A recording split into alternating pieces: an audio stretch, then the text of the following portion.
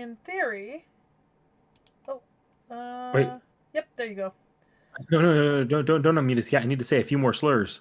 No, chat, let me know how loud Knickknack sounds. And if Knickknack needs to be nerfed slightly. Yeah, let me know. Cause Guys, I... don't nerf me. I'm bottom tier as it You, is. you look so loud. You look like you're coming in so loud. I'm turning you down a little. No. I don't know. I'm judging by my own um mic uh catch, so I don't know if I'm accurately turning you down. Or if I'm just... Okay, so you're... Well, okay, we'll turn you down a tiny bit more. Yeah, minus 6 decibels. Guys, I've been nerfed. You have... I did my FGO login. Yeah, nerfing Knickknack is always a good idea. PSA: if you're in the Americas, if you're in the United States of Americas, your FGO logins are an hour earlier than you're used to. Were they? Yep. Daylight savings time does not adjust in the FGO server. So for us being on the West Coast, it was 9 p.m. before. It's 8 p.m. now. My alarm's set for 7:30, so it doesn't matter. Yeah. So if you're logging in your alarm, it doesn't affect you at all. But for like, I know a couple people that like log in on the dot at 9 Yeah. or before 9. Like, I'll wait until I don't have to worry about missing my login streak. I have till 9. And then they did... Do you know someone that this happened to today? Or Not yesterday? today, but like last year, this happened to Oh, my okay. brother. Okay, I was gonna say, because we had daylight savings this last weekend. It was Saturday night. Well, Sunday morning at like 2 a.m. is when daylight savings affects us. It was so nice. You either got more sleep or you didn't notice the time switch over, and you got an extra hour of time to do shit. So you know what the funny thing was? I was on the Hmm. Minecraft realm, right? And I was hanging out with Issy and Vorn, I think. And it was 11 p.m. and I was like, "Oh, I might need to go to bed soon." And Issy was like, "No, it's 10 p.m. really, so we can keep playing for the other 2 hours." And I mean, he wasn't wrong, but he also wasn't right because I was exhausted when we finished. Um, yeah, Dakota Doyle. I saw your post in the Discord. I was just I was experiencing Knickknack's office job life today and kind of dying inside. So I was like, I was checking Discord, but I was trying not to flip to my phone too often while people were walking by, since I was supposed to be doing trainings and paying attention to them. So this is tea time chat, obviously. What tea did you bring in today, Seki? So I am so exhausted. Like I had the longest fucking day. I was gonna do something fancy. No. I've got just good quality genmaicha. Just good green tea and roasted rice blend. Is that the one you had unopened on that shelf that I'm No, normally sitting next to? it's open, but it opens at the bottom. So when it sits like Uh, this, it looks like it's unopened, but you pull the bags from the bottom. oh. But yes, it is the one that was sitting on the shelf next to you. It's my go-to when I want a tea that I don't sweeten, because genmaicha is savory. So it's not like See, salty, but it's definitely like a savory flavor, like a hearty flavor. Um, so yeah, like you could use it in, I think, chazuke. There's a rice dish where you mix like genmaicha in with rice and eat it like that. I think it's called chazuke, but I could be wrong. Oh, you know what? It might be ochazuke. That's it, ochazuke. Um, so yeah, this is the tea that's used for that a lot of the time. This is kind of my go-to when it's just been like a really, really long day, or I'm not feeling the best, or I want something like not sweet, because I don't put any sugar, you don't put any honey. The tea is perfect on its own. So, you know, genmaicha. What do you have, Nick? so I've got a very like you went simple. I went my most complicated tea I've got at the moment. It's a mint cocoa loose leaf tea from the Puna Chocolate Company on the. I believe I got it on the Big Island when I was visiting Hawaii recently. So glad you never offered me that. No, I know never not offer to you. Yeah. I don't offer you that because I know you don't like mint. Yeah, I'm not a But this one's mint. top.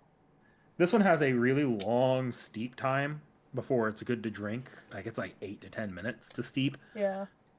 It doesn't when you try to steep it.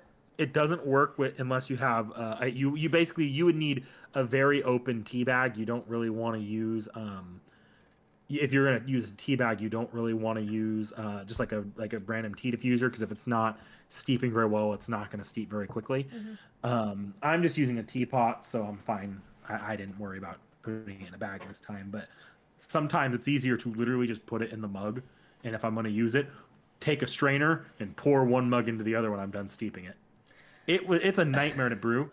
Right. Well, And I know what I'm outside getting this you for teapot. Christmas. And but that said, I also do other funny stuff with it because it's actually recommended, and I did that this time. You mix in a little bit of vanilla extract and honey with it. Oh. Well, I know what I'm getting you for Christmas, at least in part now. Well, now I'm curious. I'm gonna get you what you got me a couple years ago at Disney.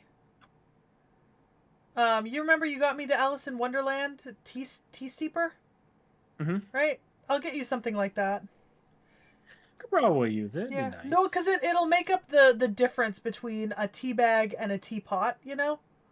Like, it kind of occupies that middle ground where it's a little bit more open than a tea bag, but, you know, easier to use and clean than a teapot in the case of brewing. Yeah. Yeah. Like this is probably going to be a nightmare to clean.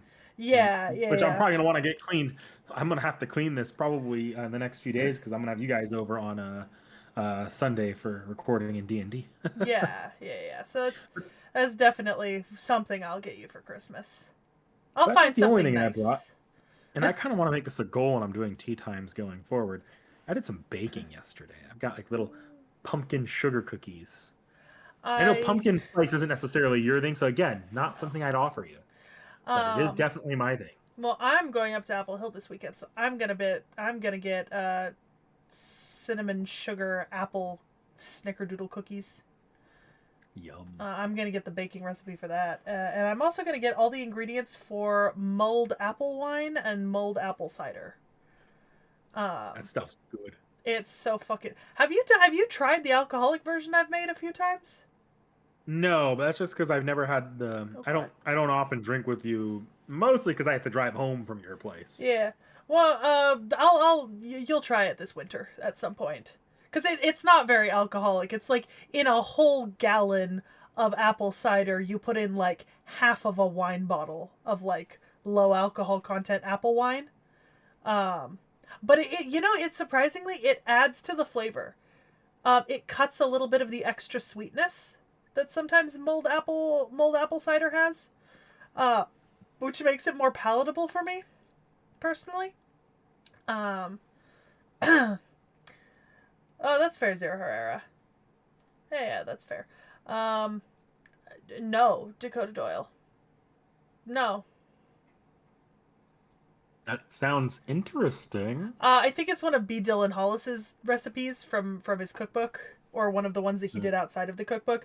So we have a mutual. Well, okay, it's not a mutual friend. It's a mutual acquaintance, but I have a friend. It's Hather, because you've met Hather a couple of times. Hather is one of my D&D players in my big monthly game. And Hather has been, so I cook food for a big monthly D&D game. Like, the way that the game runs is somebody brings drinks, I make like typically a main dish and a side, right? And it's kind of, everyone agrees or votes on it, and it is varied depending. Hathor has been making desserts every month, but she's been cooking her way through B. Dylan Hollis's Baking Yesteryear cookbook. Like making like all of the recipes. Some are better than others. That's for damn certain, in my opinion. Some of those recipes though in his cookbook are like actually fucking divine. However, on the topic of baking, I did message Winter today that I will be getting baby Ashia's resurrection this weekend. We will be Go resurrecting. back to sourdough. Yep, yeah. We will resurrect Ashia this weekend. I finally have an actual 9 to 5 job option, which means I don't have to focus so much of my time working on traveling, and living out of other people's houses. Which means I have more time to do things like maintain a sourdough without fucking it up. So Ashia will be resurrected by Christmas fully. Good. I want to make a sourdough bread bowl out of it at some point. Look, if you help me, I will make bread bowls out of Ashia, but I hate the preparation process for actual sourdough bread. Like, it is actually one of the worst things on earth, because it's a 2 to 3 day process, knick-knack. Like, you have to start 2 days before, or like a day and a half earlier than when you're planning to be cooking it. I remember, because you need to monitor It's gotta the starter till it's ready and to a sufficient amount, and then no. when you're 2 days after you do all of those steps. 2 days once you make the dough. And then you make the dough, but then I believe the dough still has to chill in the fridge. It has to ferment basically overnight. Like, it ferment proves itself 2 more times minimum. My brother, my younger brother, one that helps with the D&D campaign and who's also an FGO fan, he had a sourdough starter for the longest time. And then he left it in the fridge and just let it die. And every time I'm like, hey, at some point you might as well just throw that sourdough starter away. He's like, no, or not him, but my mother is like, no, maybe it's still alive. Maybe it's still alive. It's been 2 years since we've fed that thing. Yeah. So here's the thing. A very strong sourdough starter can survive for like months and months in like 6 to 8 months or longer in a fridge without being fed. That is possible, but you have to have like the perfect microclimate, and the sourdough starter itself has to be particularly resilient. Like, for example, I put a small bit of Ashia into the fridge like 6 months ago, and then I just kept forgetting to take it out, right? There are colors in that I didn't know could be generated from a mixture of flour and water. Now, I'm kind of afraid of it at this point, so it's just staying in my fridge. For now, I don't have the willpower and lack of fear to open that jar. It has been cooking whatever viruses it's developing for too long for me to want to touch it right now. But when I restart Ashia, I'm also gonna try starting those two other sourdoughs I wanted, the buckwheat and the dark rye. So, hopefully by, Christmas, I should have 3 active sourdough starters with 3 different flavor profiles, 1 gluten-free. And that would be nice to have going. Because honestly, you know what I found I miss making? Focaccia.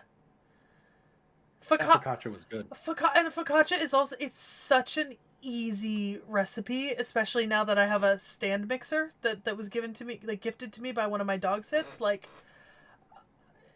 I've done it without the stand mixer, and it's still not that hard to process. But with the stand mixer, oh, it's so easy. It's so easy. Stand mixers are nice. They really are. Yes, Dakota Doyle. This is a lore accurate Domon. He is made of dough, he has died before, and he's a bit of a dick. I don't know if I ever showed them to you, Nick. Did I ever show you the stickers I bought to put on Ashia's jars when I resurrect him? No, you didn't. Oh, I can show you. You might have, actually. You might have. Okay, so... You may as well show the chat here, for sure. Yeah, so I got these 2 stickers off of Redbubble to put on my Ashia jar when I resurrect him. Like, one on either side, so they're kind of like back-to-back, like baby and grown. And I'm very excited to do that. Because I think it'll be really cute. Because Ashia has a special jar and everything. I don't use that jar for anything else. He's not even alive right now, and his jar is still kept off to the side for him specifically. Mostly because I just don't want to put anything else in that jar if I'm going to be using it to, like, create a SCOBY, essentially, in it on a semi-repetitive and constant basis. I would rather let the SCOBY be in a separate jar for a SCOBY than mix my SCOBY jars with my normal jars, you know? That to me seems like a good idea. So yeah, so hopefully we'll have Ashia back by Christmas, and we'll be cooking with him for Christmas. Yeah, maybe we can do like sourdough bread bowls on like sometime in December. It's funny because Christmas, I'm going back. I mean, you're going to be dog sitting for my family, so Well, all that I don't have to be outside of my yeah, house very often. Kind of moot. yeah. Well, maybe, yeah. Either we'll have it before you leave, or we'll have it when you get back in January. Yeah. Uh, Look, sourdough bread bowls, we fill it with your chili, homemade everything. or potato soup. Or potato soup. You I do know a potato soup recipe. I made the potato soup. So you've not tried the potato soup recipe I used for D&D. You tried the Irish potato soup recipe. The one I use for D&D mixes cheese into it during the cooking process, and it actually achieves a much smoother like soup texture, less of a potato dip. Because the last one was the Look, kind of like hummus. That one was good with cheese, and like you could stick a chip in it. Yeah, but the recipe I've got perfected from D&D. I've made it 3 times now for D&D, and it works incredibly well. And you know what I did last week for 2 weeks ago for D&D?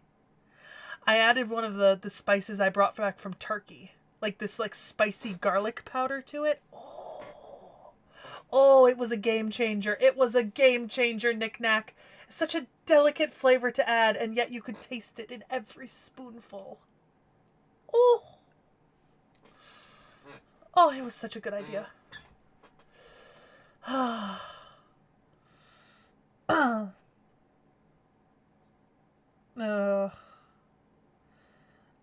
dump apples if I want to. I don't know if I'm gonna go that hard at the Christmas lotto. I know it's coming up, but I don't know if I'm gonna go that hard at the Christmas lotto.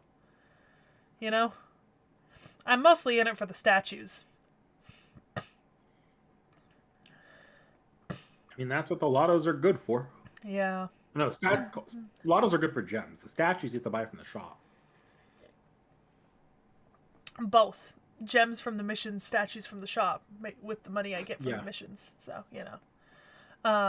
But yeah. I don't know. I did not get as far as I thought I would in Salem, considering I didn't even finish one section this week. So here's the thing. I did stream longer than normal, too. Like, I think I went 4 hours, right? Didn't I? I think? Yeah. But it's just, I don't know.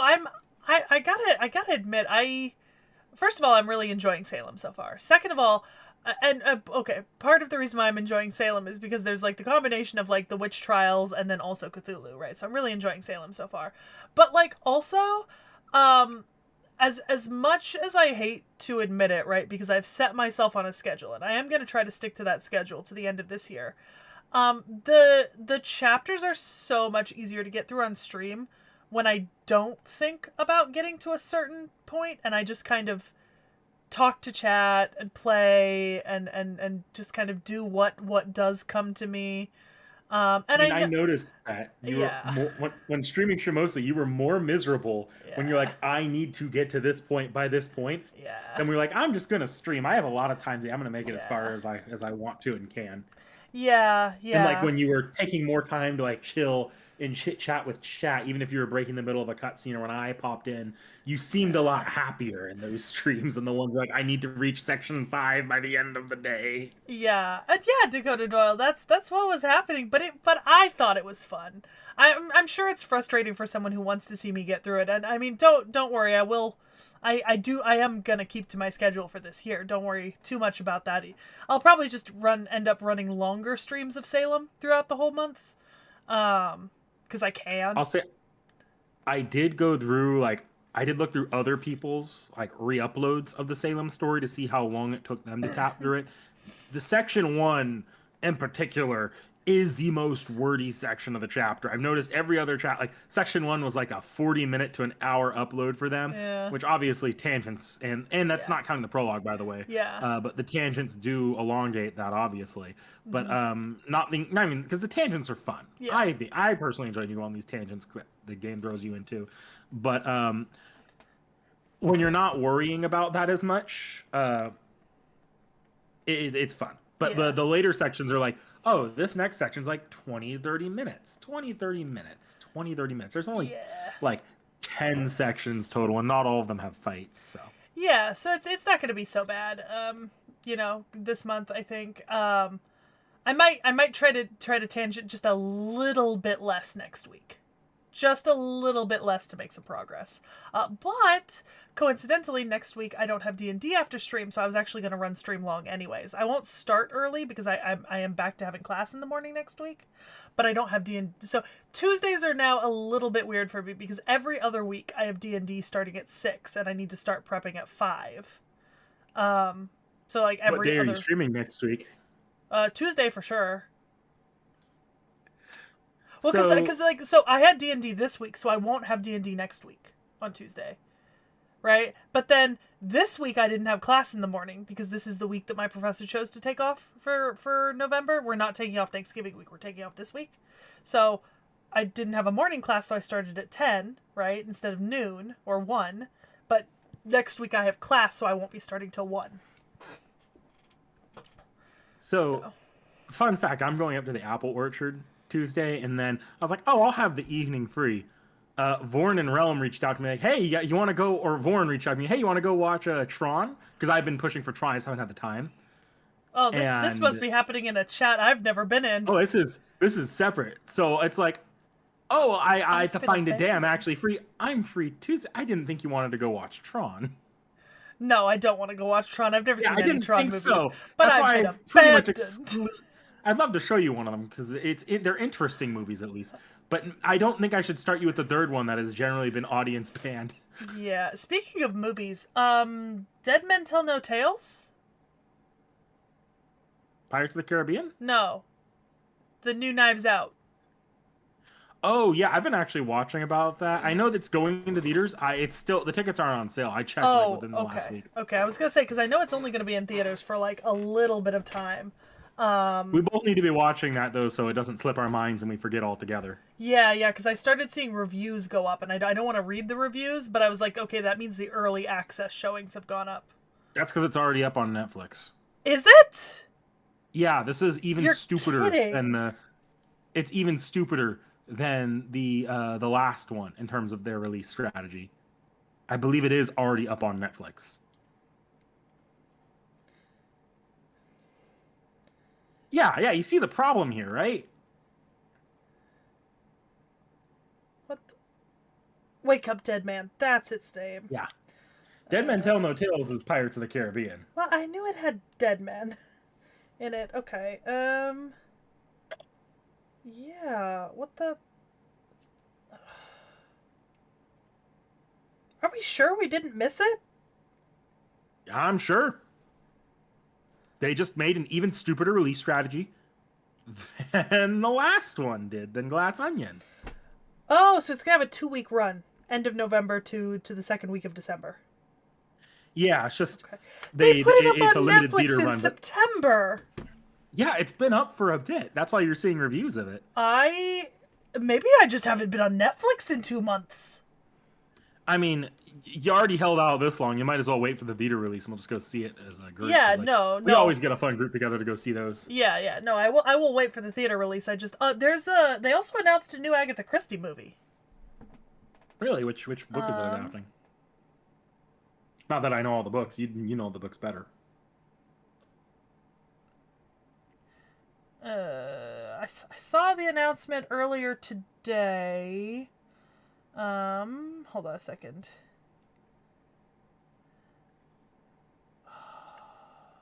I'll say this now. I like this tea. This is not the tea to drink an entire teapot of. Oh, you know what? No, it's not a new movie.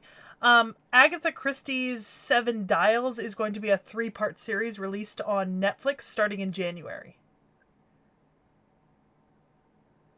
Dakota Doyle, it's not that they made a second Wicked movie. It's that Wicked is Part kind of two. like Wicked is an existing property. It's an existing musical, and it was handled. It's kind of like how Dune was adapting. It was too long to do one movie, so they're Yeah. adapting all of Wicked into two movies too. Yeah. So it is a part one and part two that was planned out from the beginning.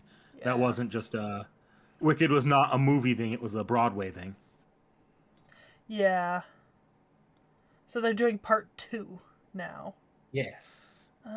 Okay. Seven Dials. Let me take a look at the Seven Dials. Because I think.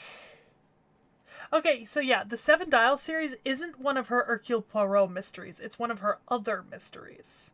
I think she had other ones. Like I figured it could be Hercule Well, Poirot, yeah. or it could Well, be so Agatha Christie has four main series of series of mystery novels, right? There's Hercule Poirot. What? This is the last cookie. Oh, okay. Miss Marple, and then there's two more that I can't remember the names of that she only wrote like 2 to 4 books of each. This is actually unaffiliated to any of her series. This was a standalone mystery that she wrote, I believe. Like it's not one of the ones that's associated with one of her actual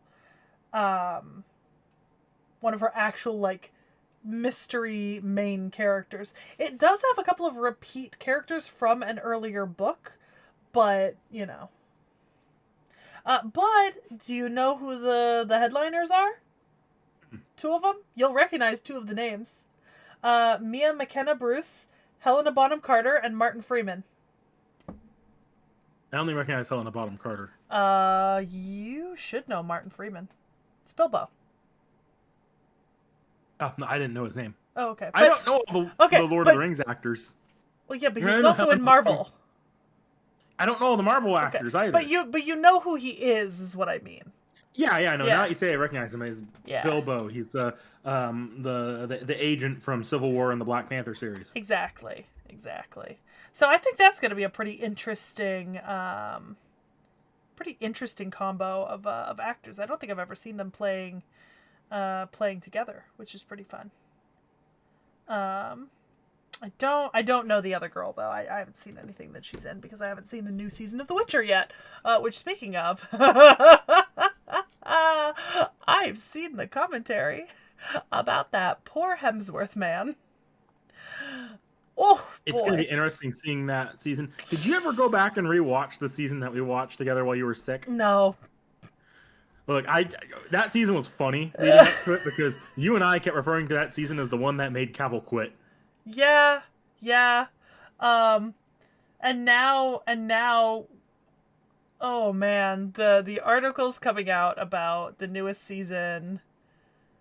Oof. The Witcher is going to go down in history as one of the biggest IP blunders of all time. Yeah. Oh, and then actually, you know what? I do have something contemporary to this. Guess what? Just arrived a couple of weeks ago. Hey, isn't that the new book? It's the new book. Yeah. Which, speaking of the books and the games and the show, right? So we already know that the show has basically said fuck you to continuity from the games and the books, right? Like largely. In fairness, I'll say this.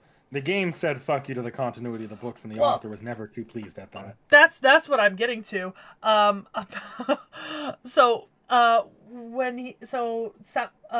Andre, right, he did an interview when Crossroads of Ravens was coming out, and he said something that I think is absolutely hilarious, and I just disagree with so categorically, right? So in one of the first two books, he made an allusion to the fact that there were other Witchers out there, right? And the games took that and ran with it as there were different Witcher schools, right? So you have bear, crane, cat, manticore, snake, wolf, right?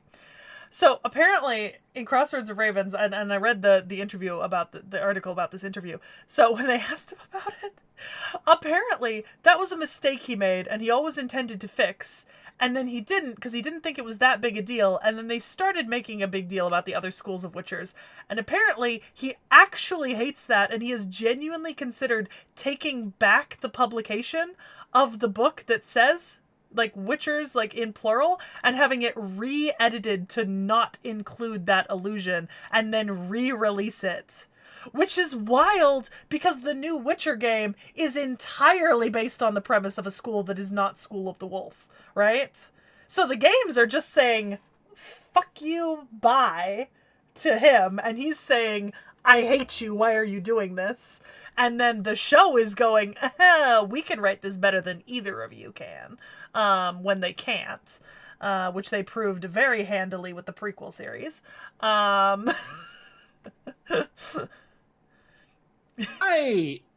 think that's hilarious. I will say, as a very, very amateur writer, I kind of get how he might hate that. Oh, It's so I easy to get let it, the world right? building like get out of your just fall out of control. And Yeah. when you open up the world, it's almost more Well, limiting. and to a certain extent I understand that, but it's been 20 years now. If he needed that gone, he should have done it, a long time ago. I mean, Well, currently right now, speaking of Witcher schools in games, I mean, obviously it's sort of half abandoned on the channel. I swear I'm gonna get back to it, but Witcher 2. I started playing that one, and the main conflict of Witcher 2 has to do with the fact that there is another school of Witchers, right? Like, that is the main conflict. Assassin of Kings, the School of Snake, Letho of Gullet, the Assassin. Witchers who take contracts on humans, right? So, like, if you really disliked that was what people were going to do with this illusion you made and the world that you created, you had, like, 15 years to fix that. Saying that you dislike it now is kind of... I get you can have your opinion, but, like, unfortunately, this is cemented in the minds of anyone who's a fan of more than just the books at this point, Like, this is an yeah. actual live part of lore that is developing and has been really well fleshed out and developed. Like, we know a lot about the presence of different schools and their specialties, and we have named characters from every single school, Like, more than one. I think if there's a reason why it probably didn't necessarily worry him until recently, Witcher didn't really break into the mainstream as like the mainstream, like as big of a mainstream video game as it is until Witcher 3 in 2015. True, but Like that's when even... everyone started talking about Witcher. Yeah, but even Witcher 3 has to deal with Witchers from other schools.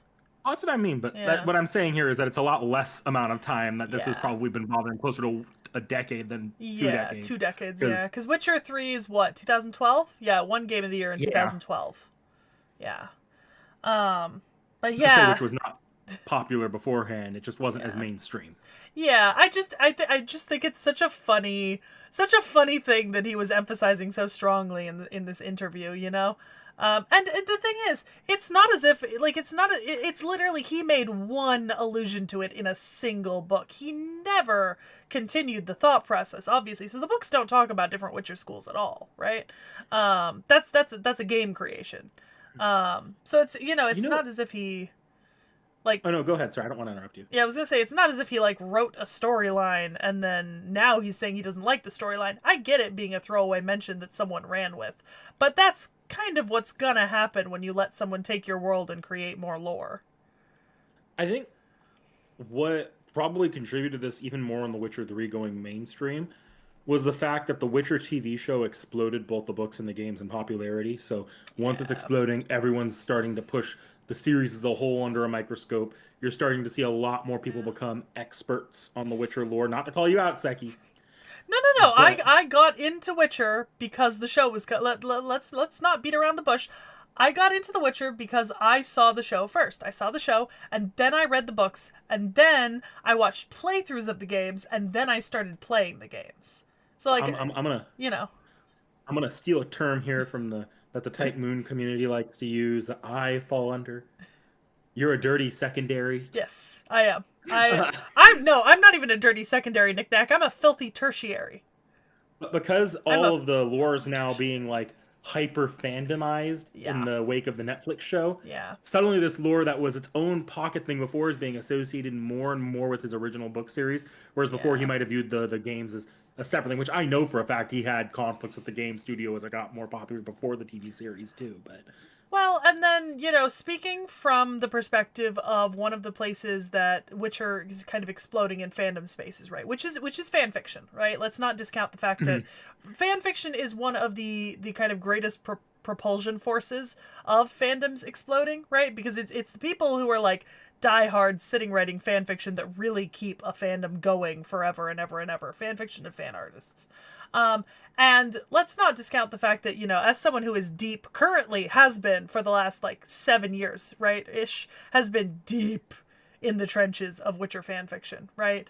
Um, one of the most common things about Witcher fanfiction is fanfiction about Witchers from other schools that we don't know a lot about, because fanfiction writers can do a lot with characters that we don't know a lot about, right?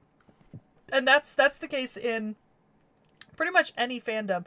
Is that if you fanfiction authors who really want to be creative and explore the greater world of something that they're enjoying really like lesser known characters that are only mentioned once or twice or have like one great story about them, because it gives them a character. They don't have to create a character from scratch. It gives them a character, but then they can do basically anything they want with that character, right? Because there isn't an established like personality and stuff, because the character's not common enough in the work for there to be an established personality.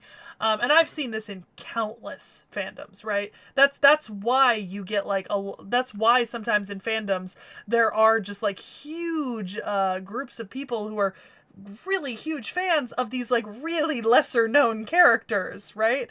And it's because they've been given a lot of like fanon, right? Like the fans have created for them a fanon that is generally well liked and accepted. And that is incredibly prevalent in Witcher fanfiction. Like it truly is.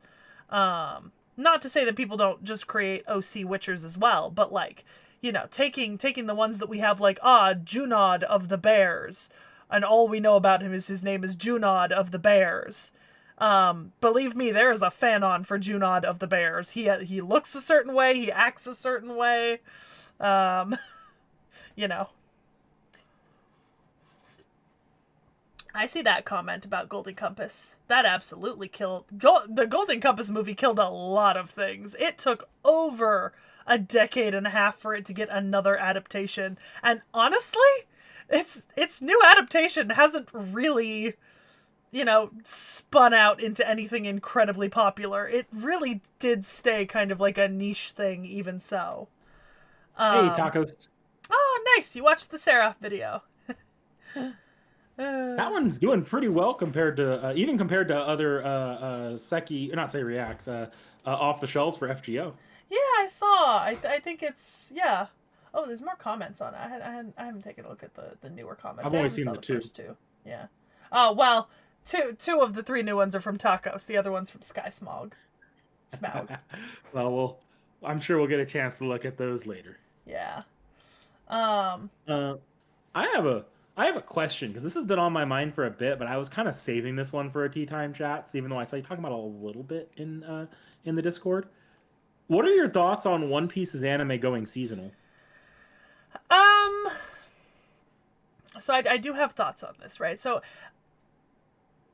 for as long as we've been alive and a few more years, right? Let's phrase it that way. For as long as we've been alive and a little longer, One Piece has been continually releasing as an anime, right? Like Oda has but before the last like year or two, Oda had never taken off enough time to actually qualify for a production break, right? Like technically, because it doesn't count as a production break if you take off like one extra week per year in a 52 week year, technically, according to the way that they judge this sort of thing. So like for what 24 years we had a continuously releasing anime. I mean, it's the longest continuously releasing anime, right? That's like full length anime episodes, right? If you're not counting things like Crayon Shinchan and stuff. But the thing is, the anime, it took a long time, but the anime did start to catch up to the manga. And what I noticed when it caught up like closer to the manga is that the episodes started to be much closer to like, so One Piece also comes out weekly, right? The manga does. And the episodes when when we made it up to like 900, right? And it was real close to being caught up, like for a given value of close for One Piece. The episodes started being more like one episode per one chapter, right? And I love One Piece, but one chapter does not really have enough content to make one episode all the time. Do you know what I mean? Like, I think you know exactly what I mean. I know exactly what you mean. I've heard the same complaints from other One Piece fans I've seen online. So before this was ever a thing. Yeah. And the thing is, it's not that they're adding in filler content to fill out that space. It's just that they're really going like panel by panel and animating it and doing like every single bit, and then there's big recaps and then sort of stuff. And it's fine. I still love One Piece. But I actually think now, because we're in the end game, right? Elbaf is the end game. Like, we know it is. Like, we are at the end, right? The series is going to end in the next year, right? I'm actually pretty okay with us switching to a seasonal release, right? For this kind of like last push, mostly because I think that Oda's story writing for the manga is still going really strong, right? And I think that the anime at this point is so close to caught up and is adapting so panel to panel that we're actually losing some of the emphasis of Oda's writing into excess animation. And so I think that switching to a seasonal release schedule and allowing for more continuous story per episode and less, like, not filler, but like, bloating. Yeah. Less of that will really allow for this final culmination of his story to shine better, right? Because the thing is, he is wrapping up a lot of loose ends right now. He is pulling together a lot of threads. And a lot of those threads are very, very long. And a lot of those threads are knotted in multiple places. And it's only going to be to the benefit of the viewers and readers if the anime is actually allowed the time and space to tell the story without it feeling like it's interspersing excess animation between every single major story moment. And imagine the hype when they announced, like, obviously the manga it's going to be done long before this. Yeah. The hype when they announced the final season of the anime. Yeah. Also, it's just giving all of those people who need to catch up time to catch up. You're going to have gaps where it's not releasing, so you can watch 300 episodes in a month. Get to it. I'm joking mostly, By but the way, you know. I love Dakota Doyle's comment of the first 1,100 episodes of One Piece being season 1. I mean, yeah, kind of. I mean, that's what they did for Fairy Tail. Yeah. The Golden Compass, but so what they did was, I think the Golden Compass... So, the Golden Compass by Philip Pullman is part of a series called His Dark Materials. So, it was the Golden Compass, the Subtle Knife... Let me just pull it up really quick so I can... So it's called His Dark Materials. It was a trilogy. The Amber Spyglass was the third one. And what happened... and then I think he wrote extra books afterwards, because the first 3 books came out between 1995 and 2000.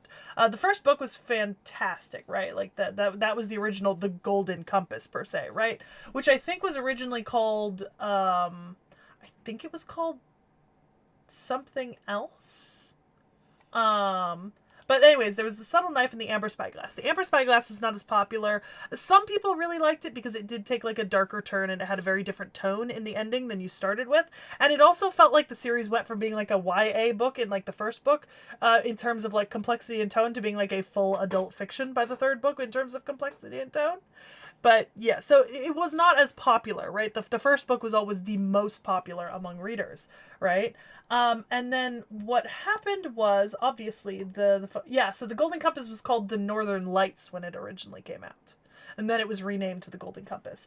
And what happened was, you had the movie, right? And then the movie bombed so I don't know, Nick Nack, do you remember how badly the movie bombed? I don't, because I was a Okay. kid when that happened. I So didn't watch it or read the yeah. book. So I had read the book before the movie came out. My mom bought it for me, and I loved it. And we went to see the movie in theaters when it came out. And I remember being so angry because the Golden Compass movie that came out doesn't even cover the entirety of the Golden Compass book. It only covers the first half of the book, right? Like, it genuinely is a part one of two. Like, you couldn't even move on to the subtle knife from there. You still had half a book left to adapt. Left on a cliffhanger, half a book left to adapt. It changed up like 5 or 6 major parts of the main story. Like, significant changes were made. And so it was bad. It was really, really bad, right? But in was it yeah. So in 2015, BBC commissioned a TV adaptation of His Dark Materials, right? And it was called His Dark Materials. I think the first season came out in 2019, officially, and then the second season, and it streamed on HBO, right? Then the second season came out a year after that, 2020, and then the third season came out in 2022, right? I've heard that one had pretty mixed reception as well, but anything It was did. better than the original film. Yeah. Well, and then the other thing was it was like Lin-Manuel Miranda and James McAvoy, and like the cast was kind of odd, as well, originally, and then some of them changed after the initial casting because they didn't want to work on the project, or they didn't have time then. But yeah, there was a 3-season TV adaptation on HBO, right? And it wasn't great. It was better than the original movie, but it wasn't great. If anyone's wondering why I'm not wearing my glasses, it's because I kind of don't need to when doing something like this, because I don't need to be engaged with the game. And it's something that bugs me every time I'm editing a video, every time I'm doing one of these. My glasses have the blue light filter on them, Mm-hmm. which is cool and all, So do mine. but I don't know what it is. My glasses reflect the hell out of my screen right in front of me. Which is so And there's nothing surprising because mine don't. and there's nothing I can really do Yeah. to stop that. Yeah. So I don't like Oh, that. look, I can see myself in your glasses. Yeah, I don't like that, and I'm trying to get somewhat used to doing stuff on camera without them, because I probably should be doing, like, I'm not gonna suddenly remove my glasses for the final Fate video or Yeah. Fate Stay Night video, but I think in the future doing those videos, I'd rather do them without my glasses on, because when I'm referencing a script, or if I have my script in front of me while I'm Yeah. recording the video, that reflects on my glasses, Yeah. and I hate it. Which is so funny that your glasses do that because mine don't at all, if you notice. Like I don't have this problem. You see, Yeah. I think it's probably a protective coating that Yeah, but my optometrist uses. I also have the blue light filter and protective coatings. Yeah, I don't know. Could You just know be what? But you know what I think? Because of the strength of my glasses prescription, because I'm legally blind, one of the things that gets added onto my lenses is I get an anti-reflective coating for driving and stuff like I that. don't. Yeah, Yeah, because I'm blind. Tacos, in One Pace We Trust. Fun fact, the website is back up right now. The One Pace website kind of like goes down and comes back up randomly, so I'm in the Discord because you can still access all the content. You just have to go through a different way of accessing it when the website isn't up. I was actually explaining One Pace to you and Vorn a couple of weeks ago, right, and showing you guys like just how much got cut out of the later arcs. And it's like it's not even filler that's cut out; it's just excess animation, but yeah, but Tacos, if you think Knick Knack without glasses is cursed, me without glasses is even more cursed. I used to do a lot. I used to do a lot more without glasses when I was being casual. Yeah. When I started driving, I started wearing them a lot more. Yeah. But like it used to be, if I wasn't driving anywhere, I just wouldn't wear my glasses. Yeah. Or if I didn't have to be like looking at the front of a classroom or something. Yeah. I did see that I was on Rate Up Tacos. I almost was gonna comment that I should go pull. Um, if I can hijack the tea time chat for a second, I need to sing the praises of a brand new coming out right now manga. I think it's a Shonen Jump manga. I don't want to say for sure. It's it's a new one. There's only 3 chapters out, but I caught this like Okay. chapter one, like right after chapter one came out. It's called Witch Riv. It's really really good. It's coming out weekly. It's a dark fantasy Witch Riv? series. Yeah, How do you spell that? Witchriv. It's a dark fantasy manga that it in the setting is it's a world where basically the witches are their own like people, their own culture, and they're being actively holocausted, like actively an active genocide against them. So you're seeing the world through the perspective of a young witch going through that. It's Huh. I don't know if it's in Shonen Jump itself because this seems a little bit heavy for Shonen Jump. It's But Shueisha's manga plus. well, So that's I the don't app think it's on in the West. But yeah, I but don't I don't know. think it's in Shonen Jump. Yeah. I think it might be in a Nobody different asked magazine. you. Sorry, my Alexa went off. Oh. Okay. Sorry, I just got so confused. I not was like, you. what the fuck? Yeah, no, but I've really been enjoying it so far. I'm hoping like I read the first. I read one of them before coming on before like I started preparing for the chat with Seki, and just so far it's just been fantastic. Only 3 chapters in. Interesting. Yeah, I found it. Um, very interesting. Hmm. That's all. It's a short series. I don't have like a lot to do. I just wanted to sing its praises really quickly. Okay. It's based on a one shot. Yeah, I think Yeah. I kind of figured. I think I Yeah. saw something about that, but Okay. yeah. Interesting. Yeah, tacos. I genuinely I took off my glasses one time in college, and one of my friends didn't recognize me. Because I think you sometimes see me without glasses because I like take them off to clean them, right? But I don't really do that when I'm out and about, like ever. Um, and and so I like genuinely, I had friends who I knew for like a full year who had never seen me without glasses on.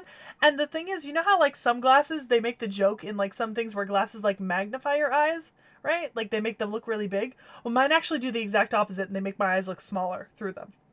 So my eyes look bigger when my glasses are off, which is really funny. Tacos, all I'll say to that is that's Seki's. That's not my circus, not my monkeys. Oh yeah, yeah, yeah. Look, I am watching it. I am also enjoying the thousands of AMVs on TikTok that I am getting using the Look, same 3 scenes. look, I'm not pushing back against My Hero Academia because I enjoyed it and I was trying to get Seki to watch it for the longest time, but Yeah. I've fallen off through. Seki has not, so that's Seki's prerogative to push us through. But she's kind of preoccupied at the moment. Look, I'm not gonna be that preoccupied after this season coming up because we're finishing Fairy Tale.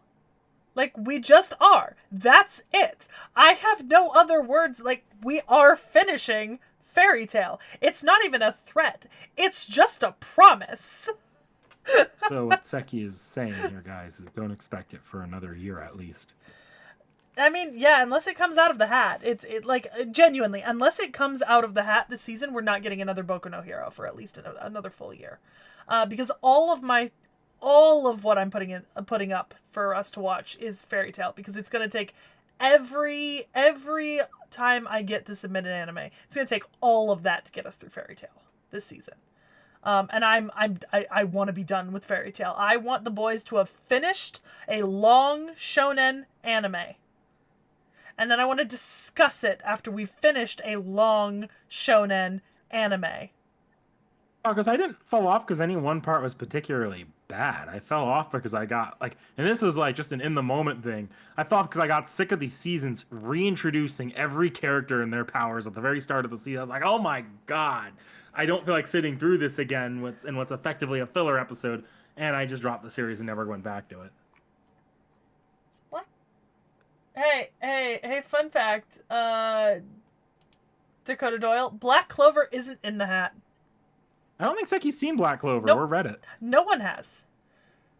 That's one that I was like, sorry, not no one has. None of us four have seen Black Clover. see, Tacos, that's where I dropped it, though. I think no, I watched the 4th season. It was the 5th season they did that, and I fell off of it. Yeah, Tacos, I'm calling cap here. They did that in the 5th season, and I fell off of it in the 5th season. Because I liked a decent chunk of the 4th season when I got to the ending. I'm a weirdo that actually liked, what's his name? Gentle Criminal and La Brava's arc. Yeah. I like those characters. Oh, I'm gonna be honest. Boku no Hero is so strange for me because it's arguably the only manga and anime, right, that I'm really, really into, that I actually started in the fandom reading fan fiction rather than watching or reading it. Like I didn't watch or read it before I started reading fan fiction. And I started reading fan fiction because I got a fan fiction from a friend who was like, "You should read this."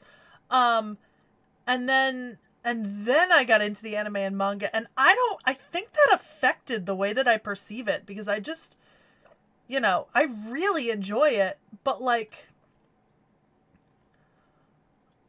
I don't know if I enjoy it the same way that I enjoy something like One Piece. I think it's a different type of enjoyment. I loved Gentle Criminal. He reminded me a lot of FGO's Moriarty. And I genuinely love that. Yeah.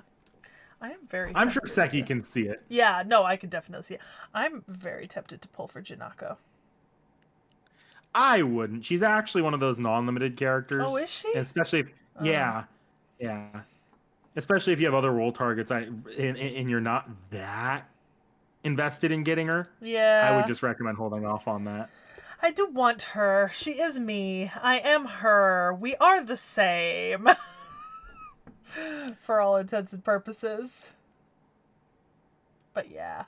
Yeah, no, I mean, obviously we'll get more into it on Saturday, right? Because we're going to talk a lot more about, next season on Saturday. But like, I need y'all to know, chat, this is your preview for Saturday.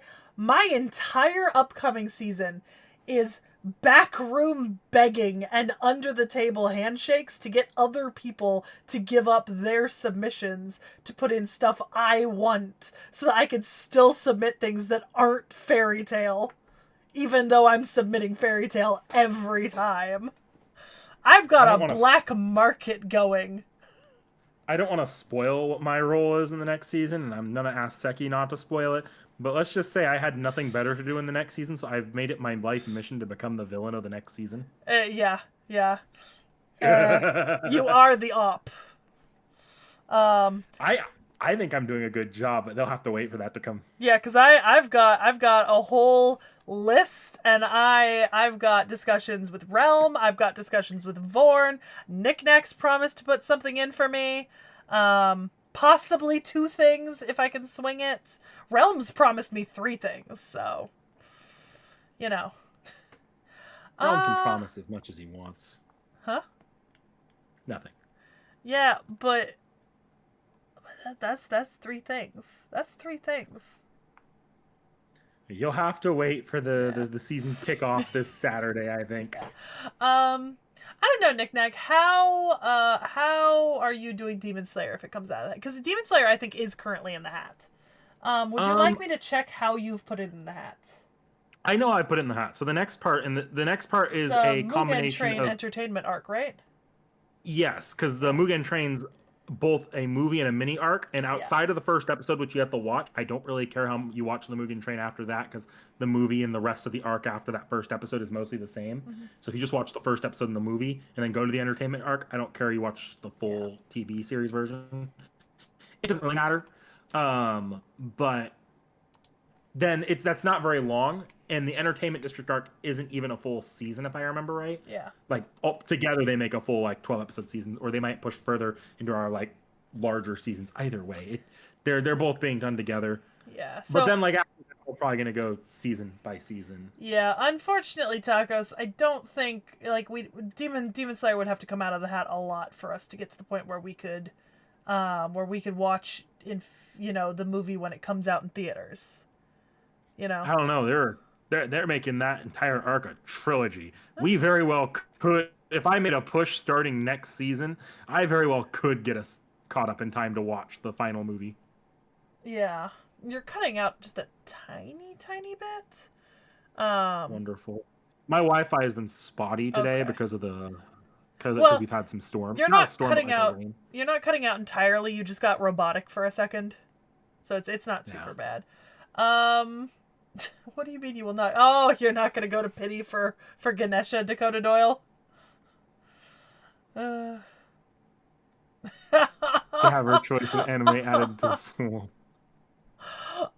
Oh, I don't know. No. Seki, Look. here's your problem. Here's your problem, Seki. And I knew this. The most fun horror streams to watch are the people who handle horror the worst. Because like if you take a boring ass person like me and put them into a horror game, I'm gonna get more frustrated than anything, less scared, more frustrated, which is not fun to watch. Someone like you who shows genuine and real terror, that's fucking fun to watch on like, stream. And the worst part is, right, like we've been making jokes about like fight or flight, right? But like as far as I can tell, based on every horror game I've tried, right? I don't have a fight or flight reflex the way that most people do, right? As far as I can tell, I have a fight or freeze reflex where if I do not have the option of physically attempting to beat something to death and die in the process, my next move is just freeze in terror. It's not even flight. Like I just freeze. It's a fight or freeze reflex. We literally saw that with me in the elevator. This is why I want to get you in on a Phasmophobia stream with a group like we did the Repo streams, or what, like you've done. But the Repo I want streams. to play Phasmo. I know, but that's the fun part, is because if you do freeze and you like really freak out, it's not like it ends the game or stops progression. Yeah, because so we there's can a whole actually group. do something with that. The best way to do it would be is if we turn on the spatial audio so that it like senses how scared you are and fucks with you for that. Well, did you? This last Repo stream, we used the in-game audio sensing, and I was sitting there and I kept talking, and I couldn't figure out why the monster wasn't going away. It's because I got so used to playing the game without microphone on, and they sense your voice. Oh my god! And then I was just like, fuck. It's hard to tell with Vorn. Sometimes Vorn just wanders into doing things that annoy Seki, and sometimes it's like, no. Oh, you mean like intentional? Yeah, no, but Vorn wasn't doing anything like intentionally frustrating on the isolation stream. Like Vorn's genuinely not played this game. He's seen someone else play like the first part of it. But he like, it was a really long time ago. So like he also was kind of like, I think I know where the scare is, but I don't really know where it is, and I don't know how much we have to do before we like. No, that was 100%. Vorn is also a fraidy cat, just in a different way than me, you know? Because Vorn also does not like horror things particularly. Whereas with me, like if I'm the one that annoys Seki, 9 times out of 10 it's intentional, and I may or may not have just pushed a little too far. Yeah. Usually if Vorn and I annoy each other, it's because we've just miscommunicated somewhere. Like, one of us said something and the other one didn't understand it, or doesn't understand why the other one is doing it the way they're doing it and not this other way. That's like 90% of the annoyance between me and Vorn at any given time. Dakota Doyle, I don't have to imagine if FGO released a Summer Janako. I've seen myself in a swimsuit. Unfortunately, like because I saw on stream people like, you should make Knick Knack play this. Yeah, it wouldn't really be fun. Get me in the same way. Yeah. Like I used to be kind of a little bit more scareable. Now though, I just find most of this shit kind of cool and fun. Yeah. So like I watched The Conjuring recently. That movie was not scary at all. Well, yeah, you know what it reminds me of? You remember Moon Knight, right? Hmm. When they're in the fucking the tomb or whatever near the end, and you were Yeah. just like, Seki, close your eyes. Just don't look Yep. at the screen. I'll tell you when to start. Because I genuinely wanted you to enjoy Moon Knight. Yeah, and if I'd been looking at that, I would not have enjoyed Moon Knight. Well, I would have enjoyed it, but I wouldn't have been able to like rewatch it or anything. Um, yeah, I don't know what that is. I'm getting a census that I might understand what Tacos is getting at though, because there's a reason why I really slowed down on Garden of Sinners. Uh, Oh, absolutely not. Nope. Nope. Nope. Nope. Uh-uh. Uh-uh. but yeah, that's what I picked up what you're putting down, Tacos.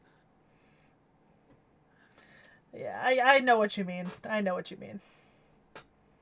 Look, I'll put it out there this way because I've said this on stream pretty openly. The reason I really slowed down on Garden of Sinners is because movie 7 has topics and things play out in ways that might be very, very upsetting to certain audiences, and I don't think it would jive very well with you and Vorn. That's fair. So I've kind of been approaching that one with like a lot more hesitation to the point where I'm probably going to put you through the book long before I have you watch the movie. That's fair. Um, but yeah, no, the thing about Alien Isolation is that, oh my god. So, by the way, chat, one of my friends said that you guys are cruel, right? Because I don't know, Nick Nack, if you caught it, but because I don't know how much attention you were paying to the stream. I don't think you were, right? I had it in my ear for most of the Oh, night, okay. actually. Chat. Remember when we got that guy who was guiding us around, right? Chat was talking about like how useful he was going to be and like how helpful he was going to be, and like obviously since Vorn and I don't know the plot, right? Chat was like everyone was agreeing with it, and they were like, yeah, don't worry, like he's going to be useful like, for like the entirety of the game. Vorn and I actually genuinely believed you, chat. Like, we actually believed that this dude was just gonna, like, stick around somehow and help us through the entirety of the game. So, like, our, like, legitimate shock when he got a fucking alien through his chest was real. Like, we did not even doubt you because he'd stuck around for so long at that point. Like, he was around for, like, such a long portion of the section of the game we were in. And, like, Seki, you playing that game was hilarious to me because you've never seen. I've not watched I've an Alien movie. never Either, by the seen way. an Alien movie. You've never seen one. I feel like the Alien franchise. It's always seemed like a franchise you've been relatively distant from and haven't looked into much. No, I know what the alien looks like, and the only reason I know what the alien looks like is because of cosplayers and Total Drama Island, or Total Drama Action, because they did a Predator parody. I think it was like the second episode of the season, or the first one maybe. Yeah, I like, and like, I don't know. The problem is, like, with something like Alien Isolation, I know that something's going to be sneaking up on me, and I psych myself out. Like, for as much as, like, the game builds up, like, the fear and stuff, I promise you my anxiety heightens it 10 times more. Tacos, I heard similar things with the Alien franchise. I did hear that at least one or two of the prequels were pretty good recently, and that the Predator side, because the Predator is at this point just in the same franchise. I've heard the Yeah. Predator side's been pretty strong. Isn't there a new Predator movie coming out right now? Yes. Yeah. It actually looks half decent from the previews I've seen. Not that I want to watch it. But, like, it looks decent. It's funny that Alien vs Predator, from what I understand, it was a pretty like, it was a popcorn film, like mostly just there for fun, and it's kind of become the bedrock of their approach to the current franchise. Yeah, but but even with that Dakota Doyle, like I said, I've really only seen it as in people cosplaying it, and then the reference to it in Total Drama Action. Yeah, I think we've talked about this before in tea time chats and other things on the channel, but I do have a surprisingly amazing ability to just be willfully ignorant of things. And it's like, it's not even that I'm deliberately ignoring things, it's that, like, for example, I don't get spoilers about movies, right? I was deep in the Marvel fandom, right? And I remember Nick Nack messaging me and being like, I just got spoiled for this thing. I never got spoilers. It's just something about, like, my feeds and what comes to me, like, it's You've seen amazing. another Alien reference besides Total Drama. Because you watched Spaceballs, I think for the first time recently, or was it like a second you watched it again I recently? watched it for the first time with a friend recently, yeah. Well, And do you remember the it was scene like at the 2 years very end ago. when they're remember that scene? I don't remember if it's at the very end or towards the end of the movie where they're in the bar and they're like the food. I don't feel so good. This food's not making me feel so good. Oh, yeah, no. At that point, that was an alien that burst out and started tap dancing on the bar itself. Oh, yeah, no. No cognizance of that whatsoever. Yeah, no, it's just, I do have a pretty shockingly fantastic just superpower of, things I don't want to see just don't pop up, you know? It's pretty amazing, to be honest. Yeah. It's like, you mind holding down the fort while I quickly run to the restroom? That entire teapot full of chocolate tea just is catching up to me. All right, go fast, because I need more tea, actually, because I'm out. Let's see. See, the thing is, I don't mind gore at all, tacos, is the thing. Like, gore does not bother me. And it's not even that, like, Alien or Predator is scary, right? Because, like, when you see the design, like, just, like, on its own, it's just a design, right? It's entirely when films like that are able to so amazingly build, like, the tension, right? Because it's the tension. It's like the little sounds, the characters getting tenser and more jumpy, the music, the darkening, the shadowy corners, the kind of what was that? Is that all compounds with my own anxiety in my mind and makes it so much worse for me. So, like, that's like 100% what it is, right? Because it's not as if, like, the alien is not scary on its own. Like, if I just, like, saw him standing in daylight, I'd be like, oh, it just looks like a weird fucked up alien thing, right? Like, that's just not human. But, like, it's everything else, the tension around it and all that kind of stuff. Um, but yeah, that's Back. what it is. So, that's why Get Out freaked me out so badly, because it's not the concept of Get Out that freaks me out. It's all the jump scares that were in that movie that got me. Like, the movie I itself, mean, okay, like, yeah, fucked up white people, whatever. But the jump scares, oh my god.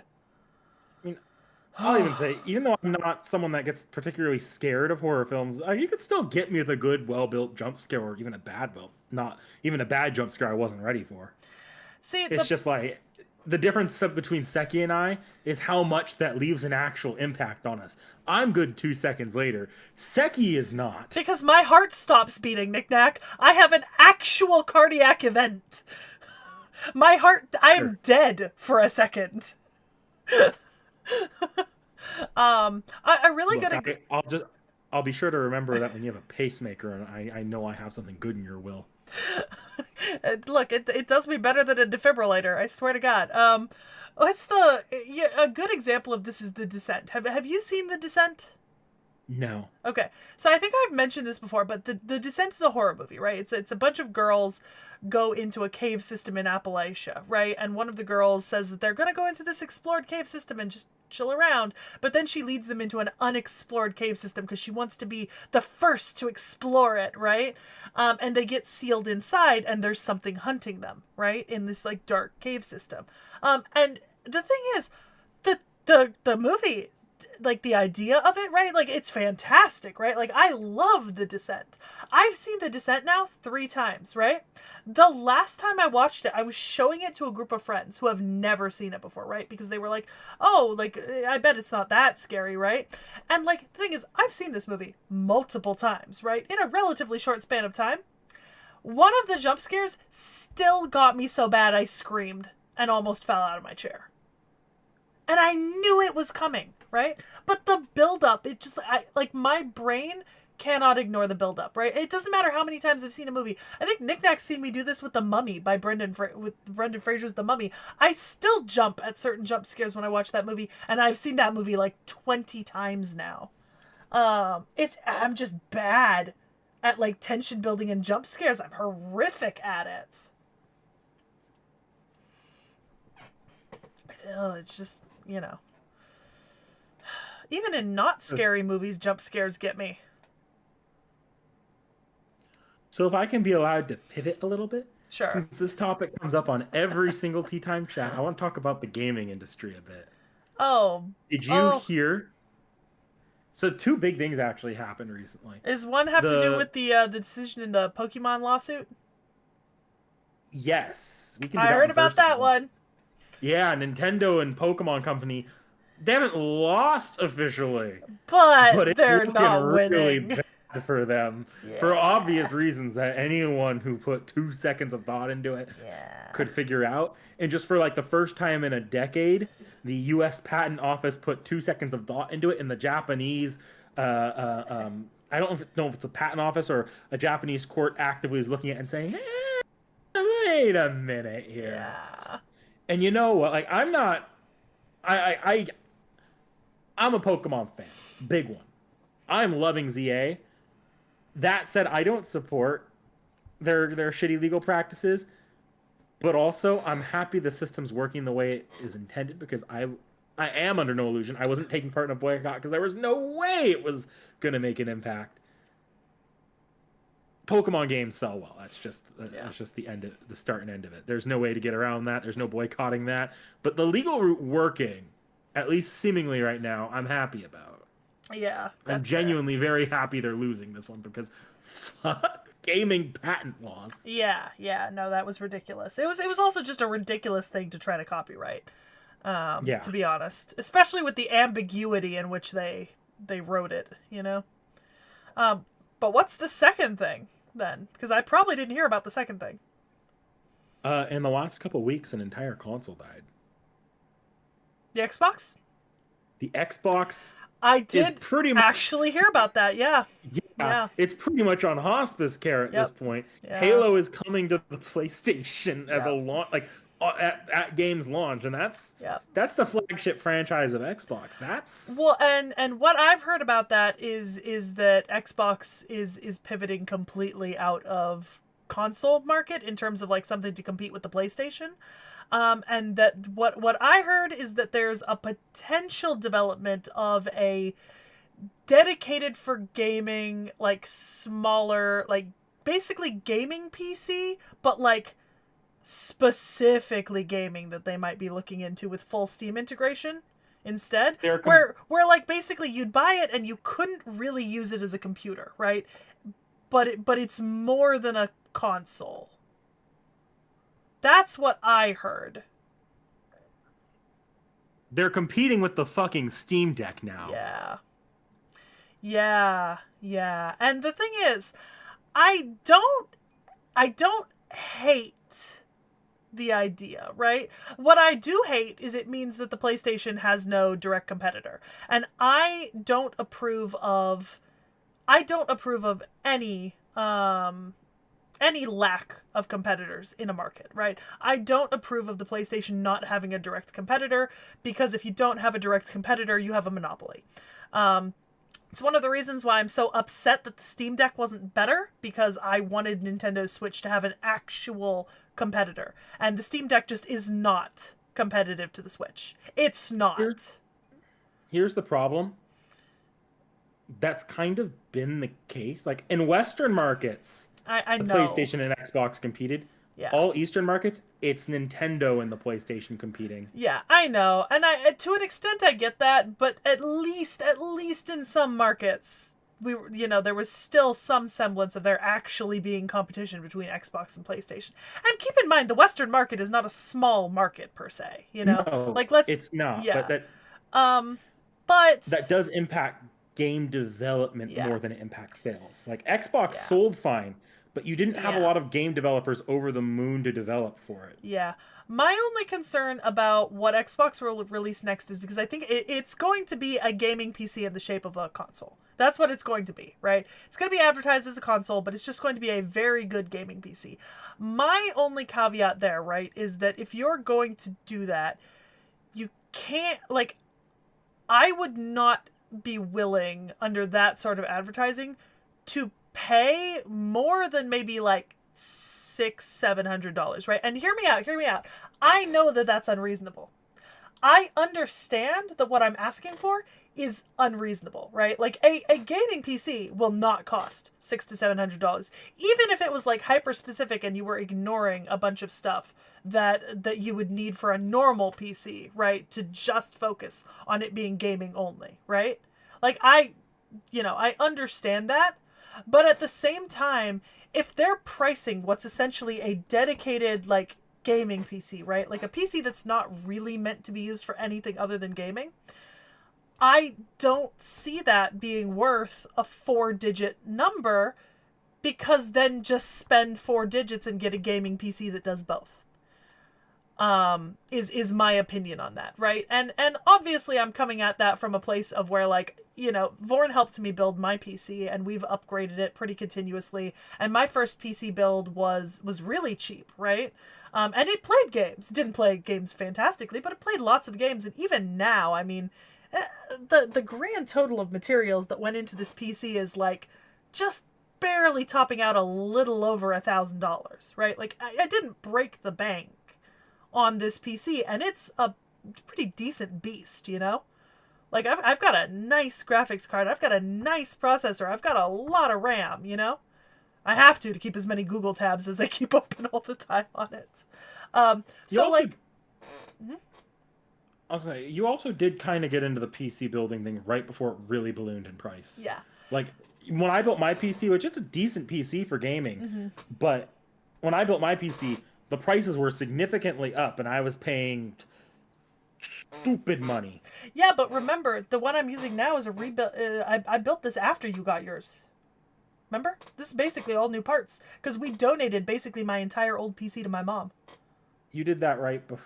I did that just this last summer. Oh. That was like May. Yeah, this is a brand new computer, basically. I think there's maybe only one piece of original hardware in it. Like, I even got a new motherboard on this PC. Like, everything is new. I had to reinstall Windows on this fucking PC. But yeah. And I still managed to keep it at a really decent price, you know? This isn't necessary to say you're wrong here, because I think your feeling is the feeling that the general consumer base is going to be, which is why Xbox is not going to sell amongst general consumers. It's only going to sell amongst enthusiasts, which is probably their goal. Yeah. But this is sort of the taking all the wind out of the sails of this is probably the price it should be. Yeah. The Xbox Series X, which is more cheap now than it's going to be when they switch to being more of an enthusiast's PC. Yeah.